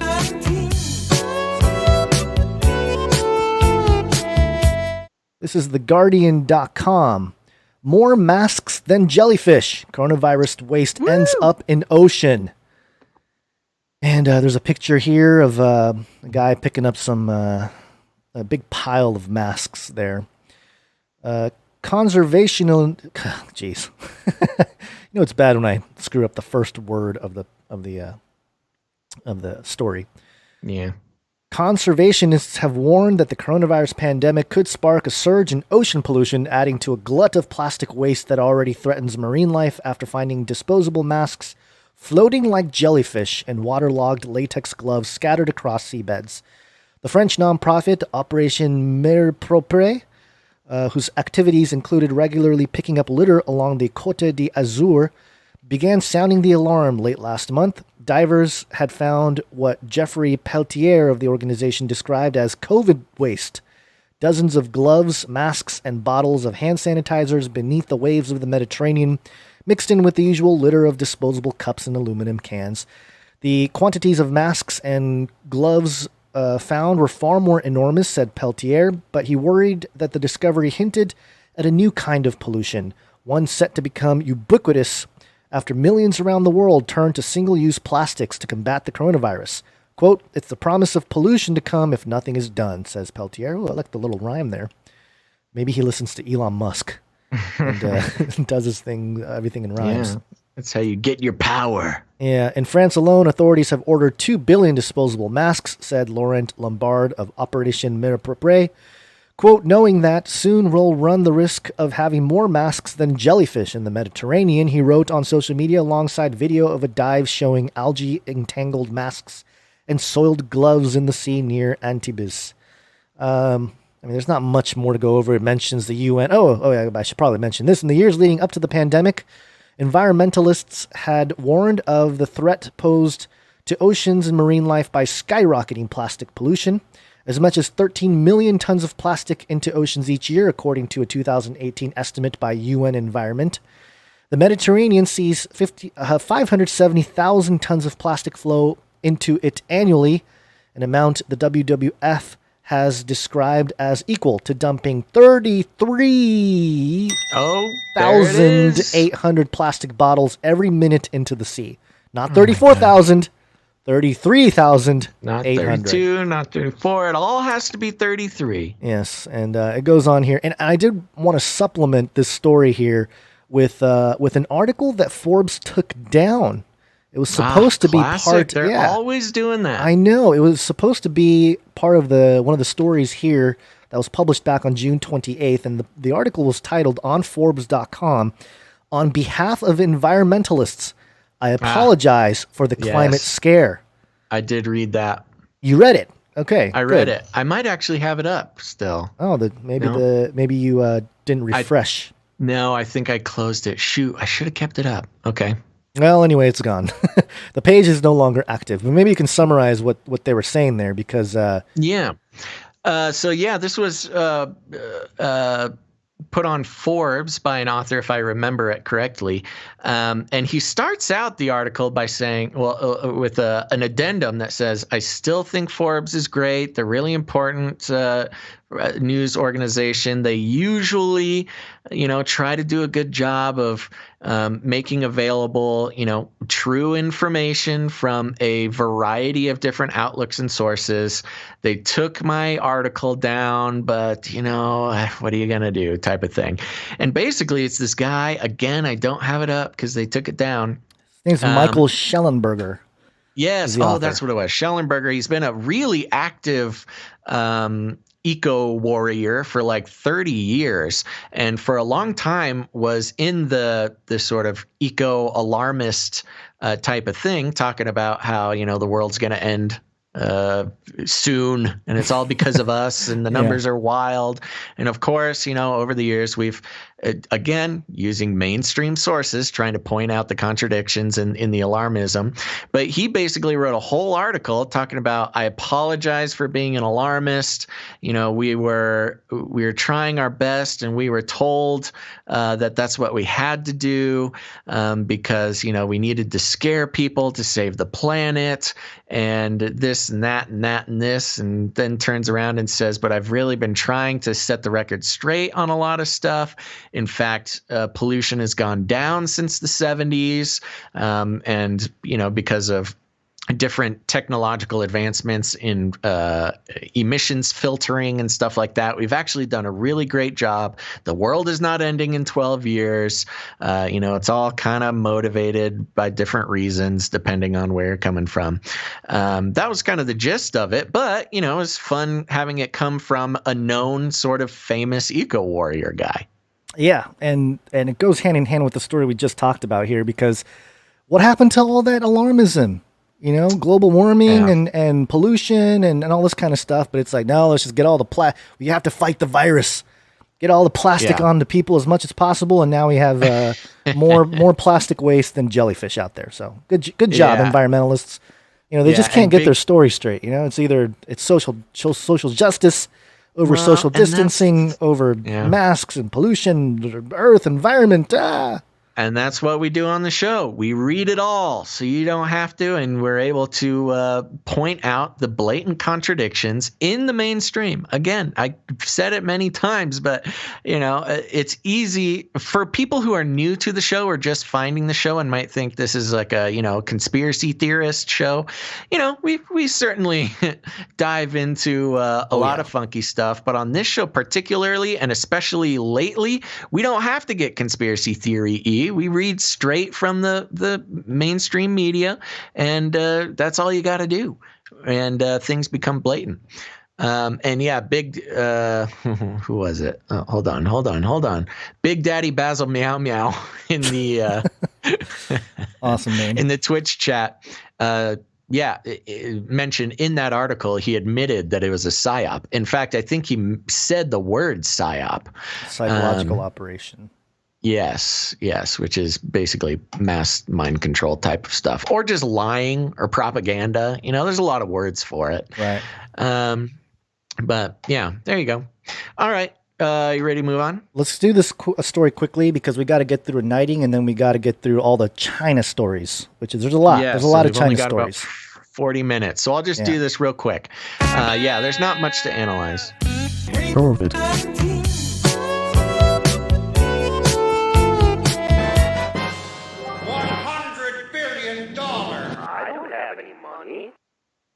That's right. TheGuardian.com U.S. secures world stock of key COVID-19 drug remdesivir. Oh, no. Close one. It almost made me, donate to read the article. Here we go. Almost hit the donate. The U.S. has bought up virtually all the stocks for the next 3 months of one of the two drugs proven to work against COVID-19, leaving none for the UK, Europe, or most of the rest of the world. Experts and campaigners are alarmed both by the U.S. unilateral action on remdesivir and the wider implications. For instance, in the event of a vaccine becoming available, the Trump administration has already shown that it is prepared to outbid and outmaneuver all other countries to secure medical supplies it needs for the U.S. Quote, they've got access to most of the drug supply of remdesivir, so there's nothing for Europe, said Dr. Andrew Hill, senior visiting research fellow at Liverpool University. Remdesivir, the first drug approved by licensing authorities in the U.S. to treat COVID-19, is made by Gilead and has been shown to help people recover faster from the disease. The first 140,000 doses supplied to drug trials around the world have been used up. The Trump administration has now bought more than 500,000 doses, which is all of Gilead's production for July and 90% of August and September. Quote, President Trump has struck an amazing deal to ensure Americans have access to the first authorized therapeutic for COVID-19, said the U.S. Health and Human Services Secretary Alex Azar. Quote, to the extent possible, we want to ensure that any American patient who needs remdesivir can get it. The Trump administration is doing everything in our power to learn more about the life-saving therapeutics for COVID-19 and secure access to these options for the American people. The drug, which was trialed in the Ebola epidemic but failed to work as expected, is under patent to Gilead, which means no other company in wealthy countries weird thing to point out, which means no other company in wealthy countries can make it. The cost is around $3,200 per treatment of 6 doses, according to the U.S. statement. The deal was announced as it became clear that the pandemic in the U.S. is spiraling out of control. Anthony Fauci, the country's leading public health expert and director of the National Institute of Allergy and Infectious Diseases, told the Senate the U.S. was sliding backwards. Quote, we are going in the wrong direction. Okay, then we hear, Fauci says some mean stuff for a while there. And in the interest of time, that's about it. Trump is buying up all of the remdesivir, leaving no cure for the rest of the world. I like how it's either, Trump did nothing, you killed 120,000 people, or it's going to be, you selfish president, you're going to kill every other. Can't win. Oh, he believes in, what was it, hydroxychloroquine, and he's not doing enough, and because of him, the whole United States is gonna die. Oh, now look at this selfish man buying up all the medicine for his country. He's gonna kill the rest of the world by saving his people from COVID-19. We will launch a new age. New age, Basil. Yeah, so there you go. Trump, don't worry. Big Daddy Trump is going to buy up all the medicine for all you Americans. Okay. All right. Yeah. So anyway, I just, thought I'd throw it in there because, again, it's another one of those stories that's interesting to keep an eye on. Where's the money being spent by government? What are they doing? And I don't know. So much of it is politics. I doubt that this is nothing more than politics. So I don't think it's trying to really help people one way or the other. And it doesn't matter. No matter what he tries to do to, make people happy, he just can't. So, and that's okay. You know what? Some people just can't make us happy. Sorry, Trump. Good, nice try. You're never going to make me happy, Trump. You're never going to make me happy. Zionist friends. All right. Let's take another quick break. Gons, we got some exciting stuff. Let's thank some producers, and we have a knighting today. We got to get through it quickly. Here we go. Come on, take a break. Okay. First of all, I want to let everybody know we work on the value for value model, that we do not believe in gaining your trust and your attention and turning around and selling that trust and attention to corporations for our own personal gain. And it, as I've said before, but I'll say it again, it makes me sad when people say, oh, I'd rather you guys just advertise to me instead of giving shout outs to people who support the show. That is the result of a long campaign of brainwashing to make you think, to be accepted, to accept your role as a product created by shows to sell to advertisers. And you know what? As much as y'all want us to treat you like products, we're not going to do it. Instead, we create value. We put the show out there. Not counting this week, but in recent months, we've been putting out 9 or so hours of content a week, which is pretty I'm pretty impressed with us, Gons. And we put it out there for free to add value to your lives. And if you get value out of the show, any value at all, you have the opportunity to put value back in. And we used to call it donations, like a lot of shows still do, ask for donations. But we stopped asking for donations. No longer is it donations because this is the real world, folks. And in the real world, people who pay for the creation of media like this show, they're not just donors, they are producers. And so we want to thank some of our new producers. Are you ready, Gons? I am ready. Yes, I have the gong ready for the. Okay, so over on patreon.com/CCNT for Canary Cry News Talk, where you can go become a producer of the show, we've got 3 new producers on board. Are you ready? Ready. Okay, I want to thank our new producer, Anthony. Tony. Anthony. Another producer, Jonathan. Jonathan. Thank you, Jonathan. And another lovely, generous producer, Jacqueline. Jacqueline. Thank you very much. And if you guys have signed on as producers of Canary Cry News Talk, thank you so much for your support, and we hope to make you proud. Now, we also have a Patreon for Canary Cry Radio. You can go there at patreon.com/Canary Cry Radio. And who do we got over there, Gons? We have, well, this is the same Anthony, I believe, from the first one. So Tony, doubling up. Double Tony. Thanks. Yeah, doubling up on both Canary Cry Patreons. And also Cynthia. So thank you, Cynthia. Thank you, Cynthia. Now, not only do we have Patreon, patreon.com/CCNT, but a lot of people don't like Patreon for a lot of reasons, and that's okay. And for you people, we have canarycryradio.com/support. canarycryradio.com/support. That's right. Over there, we have PayPal options as well as some cryptocurrency options. Who do we have coming in on PayPal, Gons? We have Geraldine coming in. Geraldine. Producer. Thank you very much. So just making the cut today, Daniel. Thank you, Daniel. Daniel. Thank you very much, Geraldine and Daniel. And that's you it, guys. PayPal. There you go. Thank you so much for becoming producers of Canary Cry News Talk and Canary Cry Radio. We are only able to do the work we do because of our generous producers, and there's a lot of ways to becoming producers. We'll talk more about that later.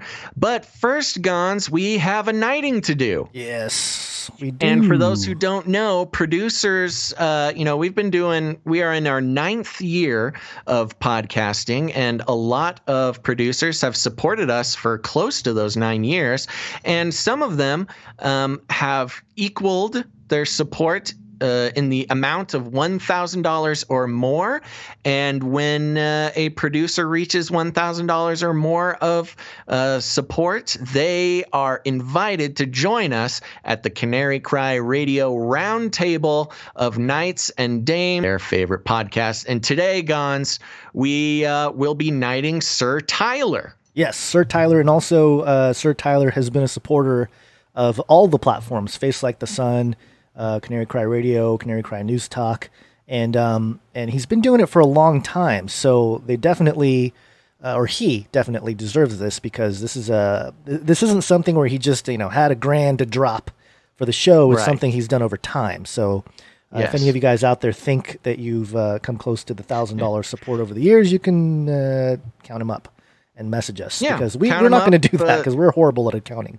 Well, yeah, and also PayPal doesn't let our records go back that far. Right. Yeah. But yeah, just so everybody knows, a lot of these knights and dames have supported us over the years. But hey, if you just got $1,000 laying around and you want to become a knight or dame of the round table, you can do that as well. But just to make it clear for everybody else, whenever we knight somebody, it's not because they just gave us $1,000 outright. They are longtime listeners, longtime supporters. But hey, like I said, if you got $1,000 that you want to put to a good cause, you can do that too. But Gons, today is about Sir Tyler. Yes, it is. Are you ready? I'm ready. Let's do this. Let me pull out my sword here. There we go. And I will pull out my katana. There we go. Very good. Okay. We want to call up Sir Tyler. Please step forward to the Canary Cry Roundtable, where we have a seat for you. Thanks to your generous support in the amount of $1,000 or more, we are proud to announce you Knight of the Canary Cry Roundtable. You shall now be known as Sir Tyler Guns, Protector of the Cornfields. at the Canary Cry Roundtable of Knights and Dames, where we have the belt of truthful truthiness, the breastplate of righteousness, custom Birkenstocks to carry forth the gospel of peace, the shield of ferocious faith, the helmet of substantiating salvation, the supernatural sword of the spirit, and of course, adorable samurai babies, infinitely cute kitties for cuddling, and if you're hungry, we have fancy feast, wet food, and of course, fried wormicorns. Welcome to the Canary Cry Knights and Dames Roundtable. Sir Tyler, Guns, protect cornfields. Let's hear it for Sir Tyler Guns, everybody. Thank you so much, Sir Tyler. And coming along with his knighthood, does he have a personal note or jingles or anything he wants to play? He does. I think for the live stream, some of the people couldn't hear some of the things you were saying with the with the stuff, but yeah, it's okay. And also, somebody asked if some. Let's see. Let me pull it up real quick. Texas Sweet Pea JG, does a knight have to take the Jesuit oath? And the answer is no.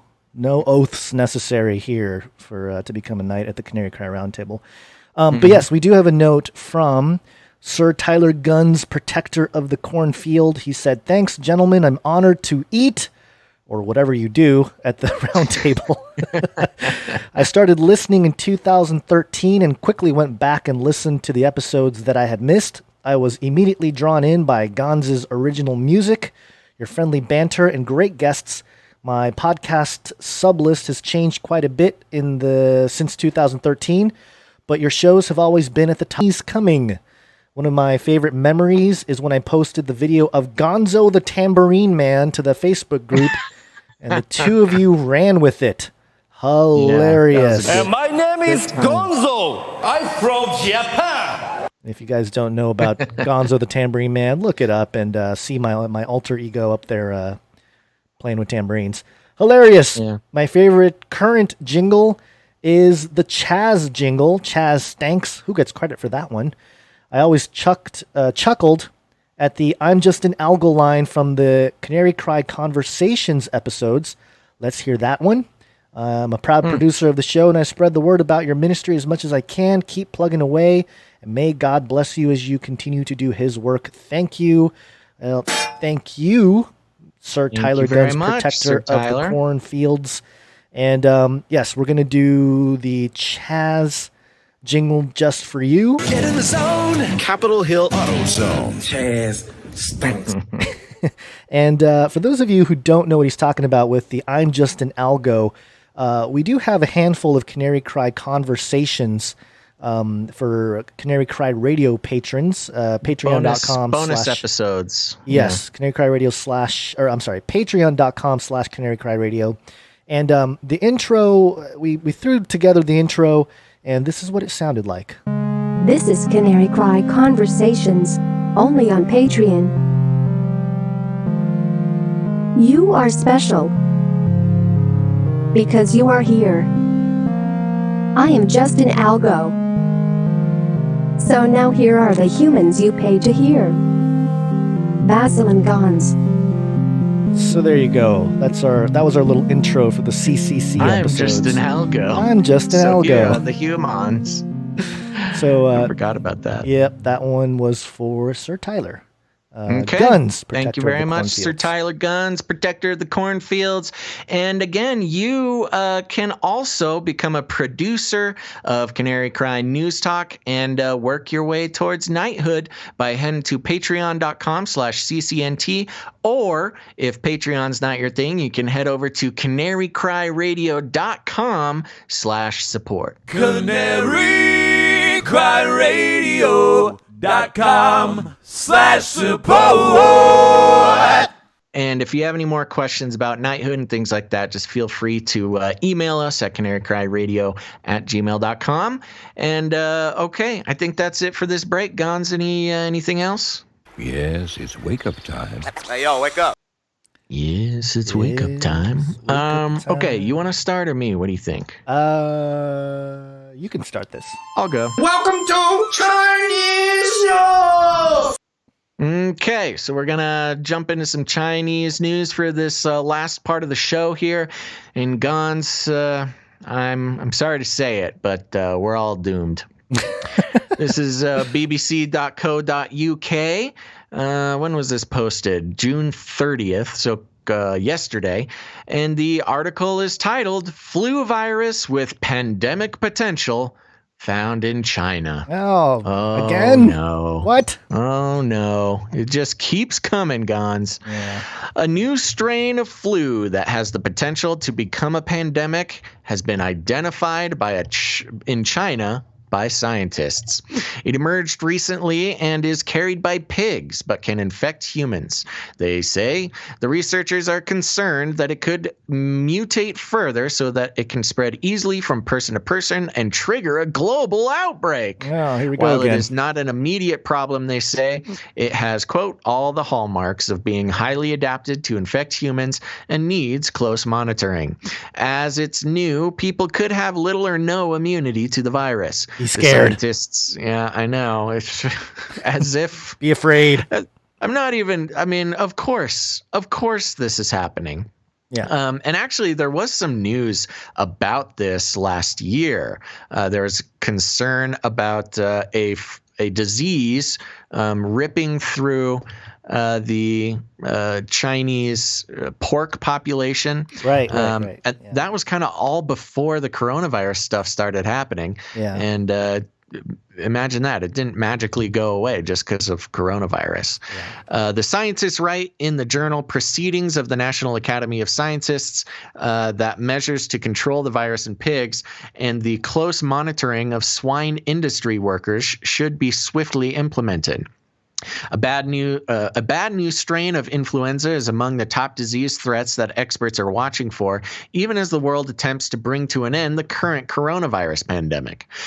The last pandemic flu the world encountered, the swine flu outbreak of 2009, was less deadly than initially feared, largely because many older people had some immunity to it, probably because of its similarity to other flu viruses that had circulated years before. That virus, called H1N1 PDM09, is now covered by the annual flu vaccine to make sure people are protected. The new flu strain has been identified in China is similar to 2009 swine flu, but with some new changes. So far, it hasn't posed a big threat, but Professor Qin Chao Cheng and colleagues who have been studying it say it is one to keep an eye on. How worried should we be? The virus, which the researchers called G4EA-H1N1, can grow and multiply in the cells that line human airways. They found evidence of recent infection in people who worked in abattoirs and the swine industry in China when they looked at data from 2011 to 2018. Current flu vaccines do not appear to protect against it, although they could be adapted to do so if needed. And then, I don't know, the rest is kind of yada, yada, yada. You know, watch out. There's a big new flu coming. As if we could be shaken by such a measly enemy as the flu, Gons.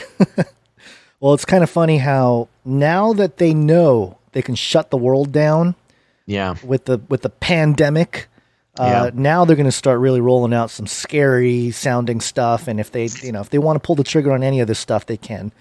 And it's crazy because, of course, every few years there's a new, potential pandemic. They tried to make it sound like, oh, nobody saw this coming. Nobody cared. We're all just think we're so safe.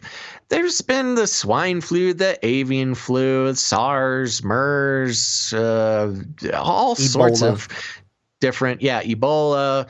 We literally just swerved the Ebola pandemic not too long ago. And so as if this, I don't know, I'm becoming kind of immune to the fear of new pandemics.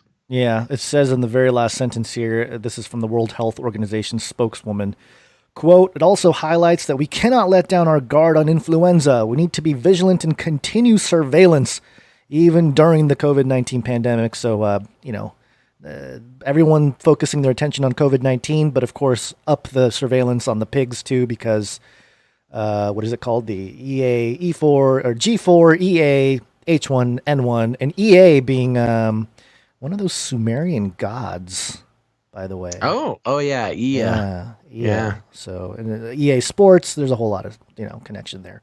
Yeah, But you know what? We need to put contact tracing apps on the pigs' phones. That'll fix it. Good idea. Good idea. Stop this progress before it is too late. And we got more China. Anything else to say about this other than be afraid? Nope. Be very afraid. Yeah, it's more of just hey, this is happening, and we'll follow it. We'll see where it goes. It will kill. Welcome to Chinese News. More China fakery. And this is from asia.nikkei.com. You're probably not going to hear about it too much in the American outlets here, especially with so much of it complicit with China here. Mystery of $2 billion of loans backed by fake gold in China. Fake gold. Fake gold. Time for blockchain. More than a dozen Chinese financial institutions, mainly trust companies, loaned 20 billion yuan, about $2.8 billion, over the past 5 years to Wuhan King Gold Jewelry Inc. This is a crazy name. The Wuhan King Gold Jewelry Incorporated, with pure gold as collateral and insurance policies to cover any losses. King Gold is the largest privately owned gold processor in central China's Hubei province. Its shares are listed on the Nasdaq Stock Exchange in New York. The company is led by Chairman Jia Zihong, an intimidating ex-military man who is the controlling shareholder. What could go wrong? Well, plenty, as at least some of the 83 tons of gold bars use 16 billion yuan of loans outstanding against the bogus bars. The loans were covered by 30 billion yuan of property insurance policies issued by state insurer PICC Property and Casualty Co. Ltd. and other smaller insurers. The fake gold came to light in February when Dongguan Trust Company Ltd. set out to liquidate King Gold collateral to cover defaulted debts. In late 2019, King Gold failed to repay investors in several trust products. Dongguan Trust said it discovered that the gleaming gold bars were actually gilded copper alloy. Wow. News sent shockwaves through King Gold's creditors. China Minsheng Trust Company Ltd., one of King Gold's largest creditors, obtained a court order to test collateral before King Gold's debts came due on May 22nd. The test result returned, saying the bars sealed in Minsheng Trust's coffers are also copper alloy. Oh my gosh, this is a wild scam. This is crazy. This is insane because, I mean, okay, part of the reason why we have paper dollars, like paper money, is because the U.S. government in the 1930s were afraid that the people, because back then your paper money, your fiat, was basically IOUs of gold. So what you can do is take your money, your paper, and go to the banks and say, hey, I'd like to exchange these dollars for my actual gold. And the banks, obviously, they handed out way too much paper, not enough gold, and they were afraid that if everybody tried to get the gold at once, the scam would be up, right? So they're like, oh, we're gonna ban gold. That's what we'll do in the 1930s. And so they did that. And then in the 70s, they completely took the dollar off the gold standard. And so now the dollar is just based on, just you and I agreeing that it has actual value. But obviously, we've heard about China stacking up on gold, but people were skeptical of China to begin with. But this story, I mean, this is a huge scam. It's a humongous scam. I mean, the level of fraud that this is, I mean, this represents any, sort of big Wall Street scam that's been going on. I mean, this is some, major financial issues. This could send shockwaves, because it's all based on credit. They're using the gold bars as collateral to gain a bunch of credit, and this could shake up the entire debt economy over there. And who knows? I mean, that could ripple all the way here. I bet there's going to be a lot of creditors checking in on people's collateral. That's the thing. You can't. The thing with gold is, people talk about the gold standard, and yes, gold, holding gold is better than holding dollars and stuff like that. But the big problem with gold is that you can't verify that the gold that you have in the vaults or whatever is actual gold, number one. Right. And it's very Especially interesting. Since many times they're sealed. Right. If you're buying gold from a good dealer, they're all sealed. They've got a bunch of tracking numbers and stuff on them because they don't. They want to make sure that nobody's messing with it. Right. But if somebody's messed with it before it got sealed, then that's another big issue. That's a whole problem. And what's interesting about this, okay, because we've talked about Bitcoin and stuff like that a lot. The thing is, okay, I know people have their skepticism of Bitcoin, and we do too. I mean, I have lots of skepticism in terms of where that whole system is going.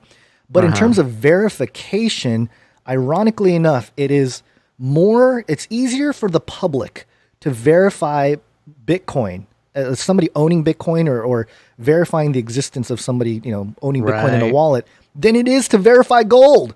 How crazy is that? That's a good point. That is that's insane. A really good point. That is insane. I mean, I'm just going to say it. That is nuts. We live in a crazy world now. Yeah, because these were gilded in gold. Just by looking at them, you would think that it's a gold bar, but it's only after you do some real analysis, some technical assaying of the bars that you would figure out that it's fake. Yeah. So that's, I'm sure you could do it with a weight and stuff as well, which may have been a part of this. But yeah, no, that's an interesting case for cryptocurrency and especially Bitcoin in particular. Because that's the one thing about Bitcoin, you can say whatever you want about, is it real? Does it have any real value? It's a this or it's a that. But anybody who says they have Bitcoin, you can look and you can see that it's Bitcoin. There's no faking a Bitcoin. There's a public way to audit the ownership of it, which is completely different from your dollars or the Federal Reserve or even gold. So this is just craziness. Yeah, no. And, when I'm talking about shockwaves, that also, the biggest part of that is it's going to send shockwaves through just the general trusting in gold. You got to think, even if you're sort of a private buyer, and you order some gold online or you try to buy it at a store or something, it's only really as good as that first layer of gilding. You really kind of have to drill a hole through it. Drill or a hole, you can melt it. Yeah, you can melt it, or you can electrode. Yeah. Something or other. Bite it, eat it. Eat it. Eating it always works. Yeah. Wow. Okay. Well, anything else on that? No, but there's more trouble out of China. Uh-oh. Welcome to Chinese News! And this is a judicialwatch.org story. And this is a couple weeks old, but I thought I'd include it in here as sort of just a counter to, because we're doing a lot of mainstream stuff. This is a little bit more from your sort of right wing, although I think they're, a little bit more honest in terms of some of what they try to report. But it says here, U.S. Medical Research Agency fires dozens of scientists with financial ties to China. Dozens of scientists at the National Institute of Health, the U.S. government's handsomely funded medical research agency, have been fired over their secret financial ties to communist China. It is not clear how long they went undetected or how much taxpayer-funded research they stole. But so far, 54 scientists have been booted for failing to disclose a troubling financial arrangement with the foreign government. Yeah. In the overwhelming majority of cases, 93%, the cash came from China, according to an ongoing NIH investigation that started 2 years ago. Also, in most of the probes, the targets were Asian men in their 50s. The bulk of the ousted researchers received generous grants from the NIH, a federal agency with a $41.7 billion annual budget. It gets into all the numbers here. Connected to Fauci, too. Yeah, there's a Fauci connection. So keep an eye on this. Bring it up as part of the whole China corruption This is something we might actually need to focus on this a little bit more, because this has been happening under the radar during this whole COVID thing. There have been a ton of Chinese scientists there's a program called 1,000 Talents program, comes out of China. It's a program that sends scientists and students from China to places like the U.S. and Canada, and what they're finding and what action has been being taken even recently is all these scientists are being caught stealing medical information from the government and from the companies that they work for. And over the past few months, there's been a ton of these scientists getting caught. If not with, stolen secrets, they've been hiding the money that they've been getting paid to do this. Money that comes from China and other Chinese connected institutions. So this is happening a lot. I don't know if we have a big enough report on it right now to fully flesh out what's going on. But as we move forward, we might need to make some time for this. Well, and especially I think Trump tweeted out over the weekend something about, the more the virus spreads, the more I'm angry at China. So, he's going to expose more because, of course, We will launch a new age. can't do that with China in the way. Super duper missiles. Super Love 'em. missiles.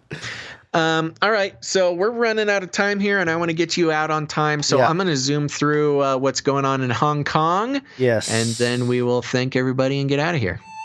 Welcome to Chinese News. So I will start at the New York Times. New security law gives China sweeping powers over Hong Kong. This is what sparked the Hong Kong protests last year, some of the most intense protests.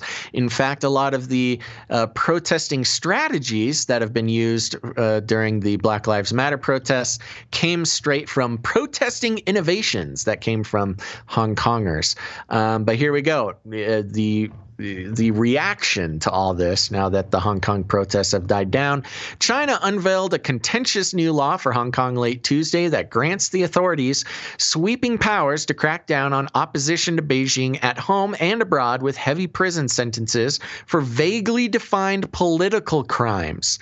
The law's swift approval in Beijing signal the urgency that the Communist Party leader Xi Jinping has given to expanding his control over Hong Kong.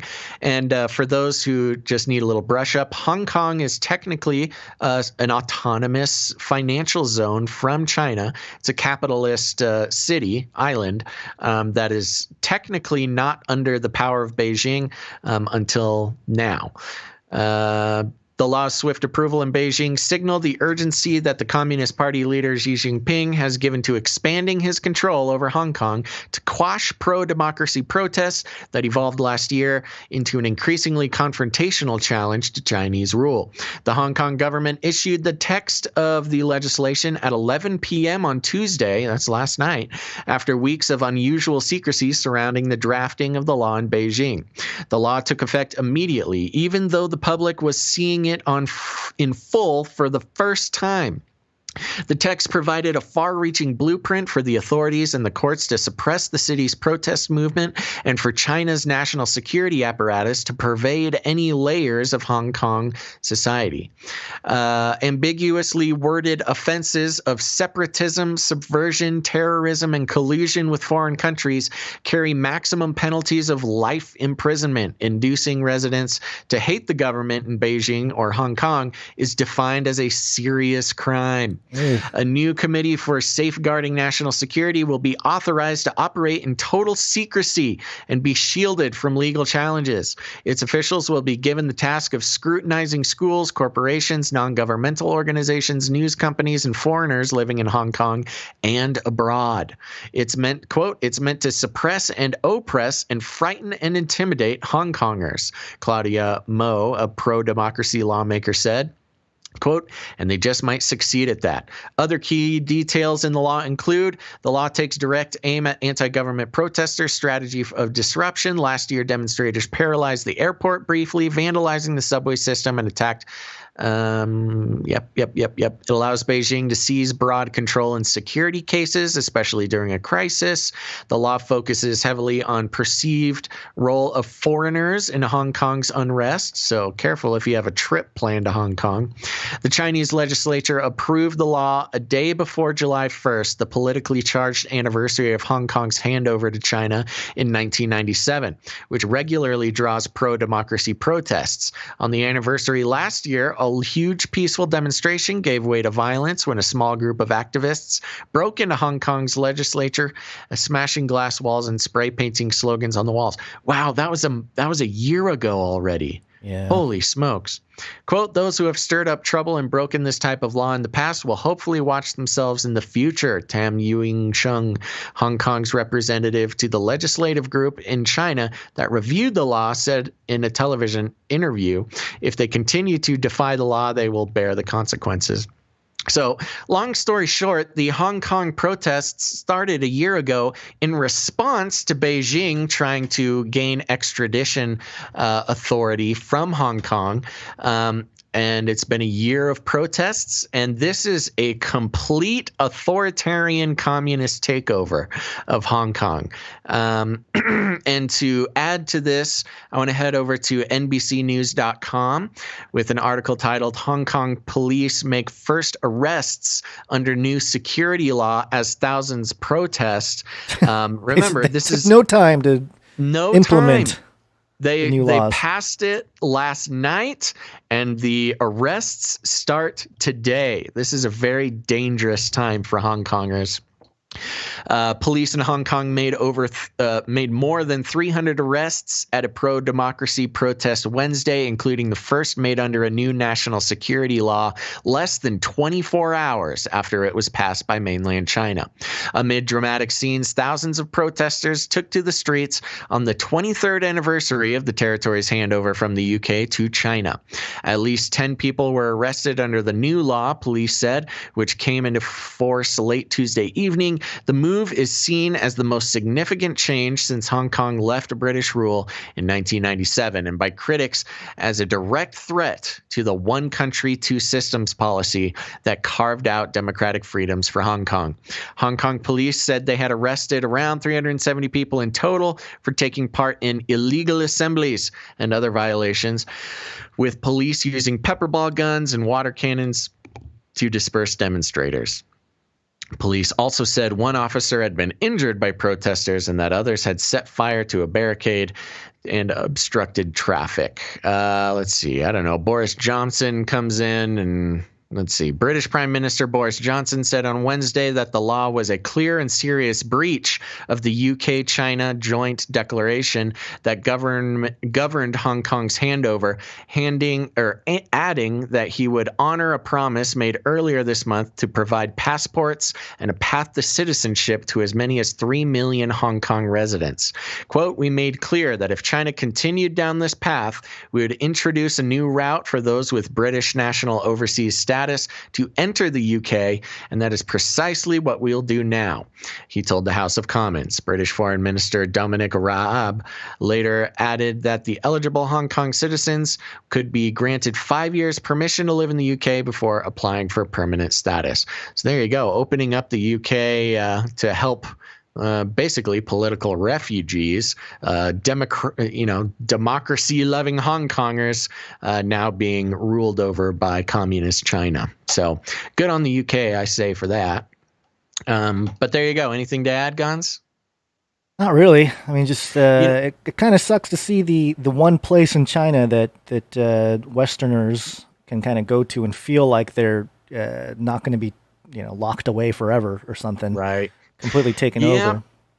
Yeah, it's really a shame. It's really a shame, and especially because, it's a little bit scarier in the context that, for years now doing this show, we see technology or movements or, certain things happening in China, and it's kind of whether it's a testing ground or a sort of setup over there, and we eventually see it come to the United States, not without pushback, but it's certainly, as far as authoritarian regimes go, it's an example for the rest of the world. So we'll keep an eye on this and see what happens. What's really fascinating too is in this country, in the United States, where we are, this whole China thing and complicit with being compliant with the Communist Party, with the arrival of Marxism on the main stage with BLM, it's fascinating that so many people are still kind of like asleep at the wheel in terms of what this whole social justice movement really is, and not knowing that they're complicit with a communist style dictatorship that they want. They're like, yes, it's better. and overthrow Trump, the totalitarian, and pinning Trump to the Russians, right? Having Trump the Russian, which has its own sort of socialistic type of thing going on. It's like, did they not realize that you're being complicit with one style of communism and saying that the totalitarian leader is complicit with this other type of communistic socialism? And it's just kind of like, hey, did you forget what America actually stood for with right, like a democratic republic, or just what the heck happened here? I blame education. I blame the just the infiltration of our culture, of everything in the last good 20 years. It's been happening for longer than that, but right. It's just fascinating to see how the infiltration into especially our education system has really made so many people compliant with a totalitarian style dictatorship government that they think they're fighting against, but they're actually, being, buying into. Oh, totally. I mean, that's what I'm saying. Yeah. When we, when I say it's an example of, the potential risks that we see here in the U.S. I mean, China, and this is not conspiracy theory. I've been talking to people about this and they just don't believe me, but it's public information. Chinese companies owned by CCP members, Chinese Communist Party members, own most of Hollywood. They own most of our farming land, as well as, many of our medical establishments and financial institutions are all owned by CCP members. Yeah. And, you'd think it's a crazy conspiracy theory that the Chinese Communist Party has a huge influence on United States culture. And it's not. It's just the blatant truth. That's just what it is. And the whole reaction nationally that has been politicized to the whole coronavirus situation is along those lines. It's along the lines of, hey, do we have our freedoms here? What the heck? What's going on? Why do we have to, put aside our freedoms to go to, to gather at churches or anything else and listen to this scientific dictatorship? Really, it's the same deal. It's coming from, a lot of it is financed by these Chinese infiltrators because otherwise they wouldn't have the money to really do it on their own. It'd be very difficult to do it just from grassroots movements in the United States. But what China has done really well is made it seem like it's a domestic issue when really they're just funding all this stuff from behind the curtain, so to speak. Yeah. And so.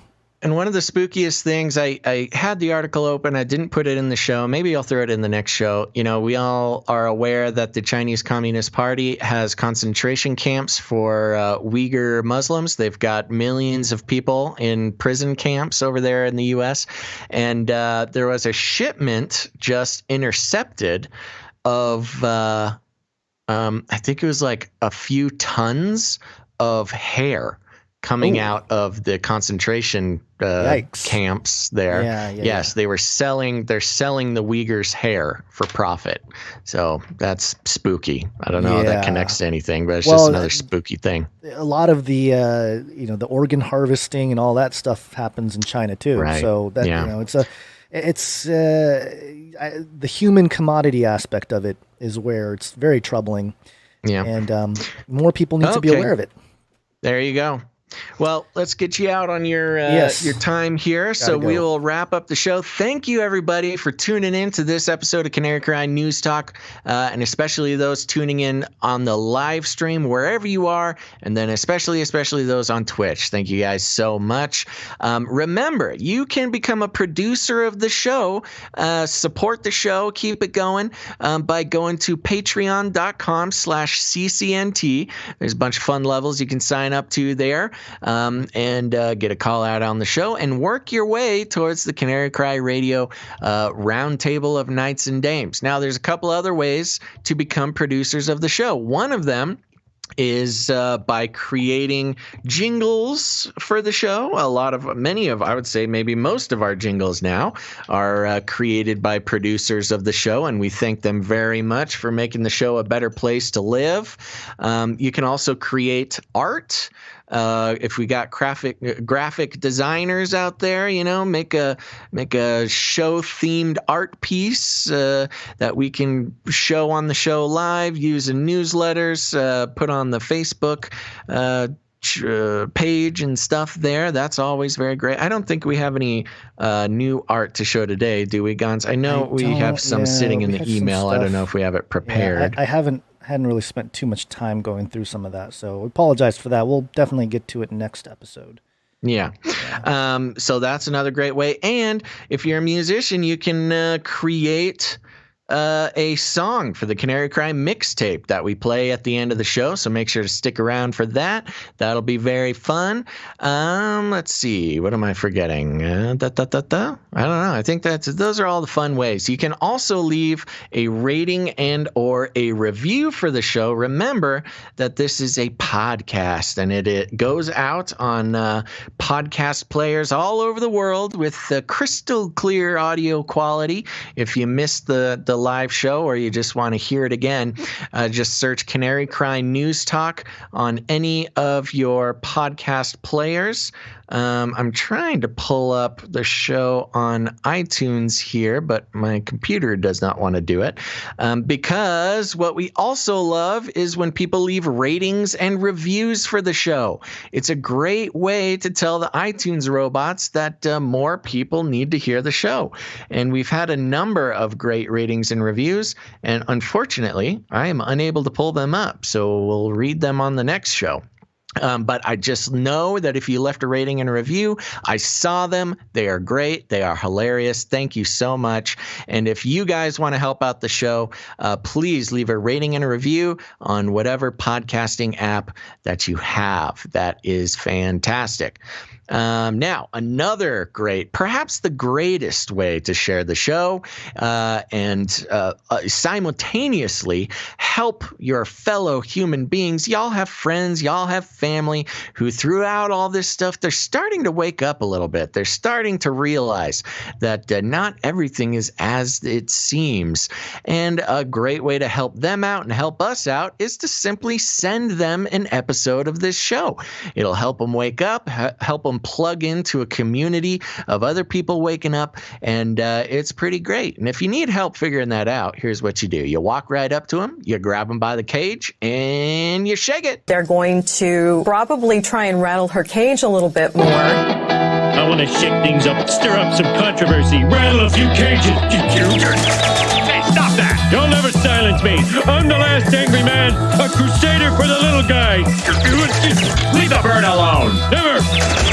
Rattle a few cages. Rattle a few cages. The human race will have every opportunity to improve.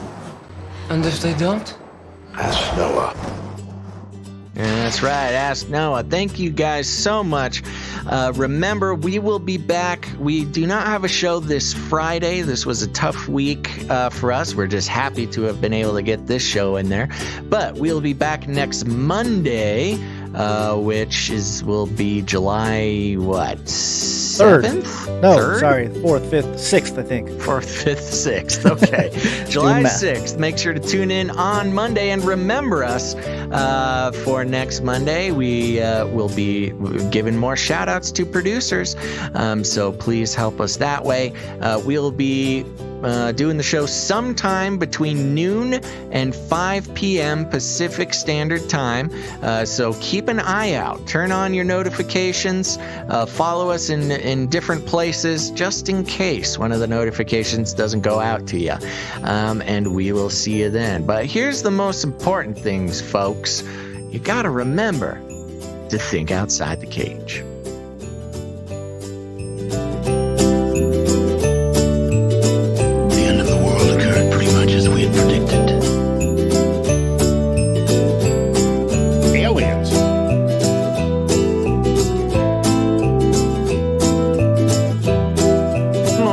Canada Day, everybody.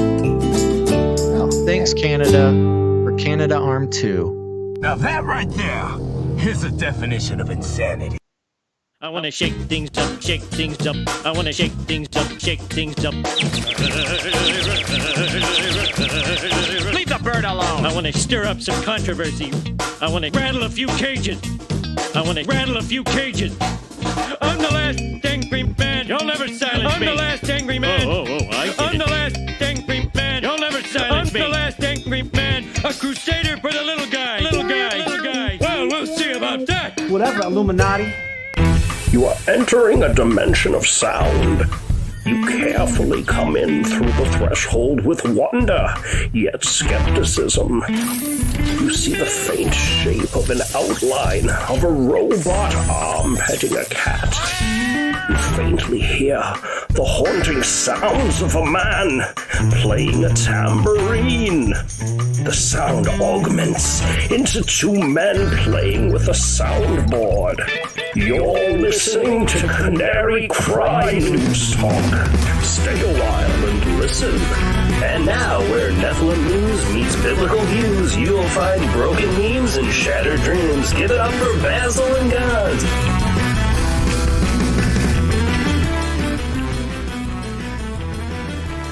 Don't let me go into the archives and find out what I told you. I tell you something. People call me everything under the sun, accuse me of lying and everything else. I try to give you a heads up. I warn you. And then months later, when I'm right, everybody forgets. I said this months ago. I tried to tell y'all this is what was happening. I tried to tell you heads are gonna roll. I tried to tell you it's chaos. It's a mess. I tried to tell you and nobody wanted to listen. Do y'all hear me now? Is it clear? I tried to tell y'all it's getting ugly. It's a mess. I tried to tell y'all. Nobody wanted to listen. And now you see folks scurrying. I tried to tell you. You know how many times I'll say something months in advance and then it comes to fruition and then y'all forget I reported. See, they're going to have breaking news like it's news. You know what the news was today? I tried to tell you. But nobody wanted to listen.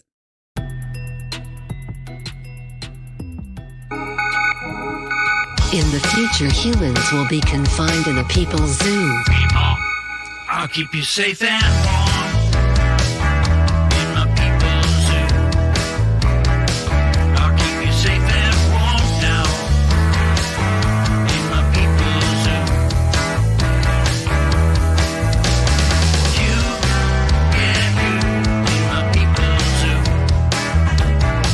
I'll keep the cameras on.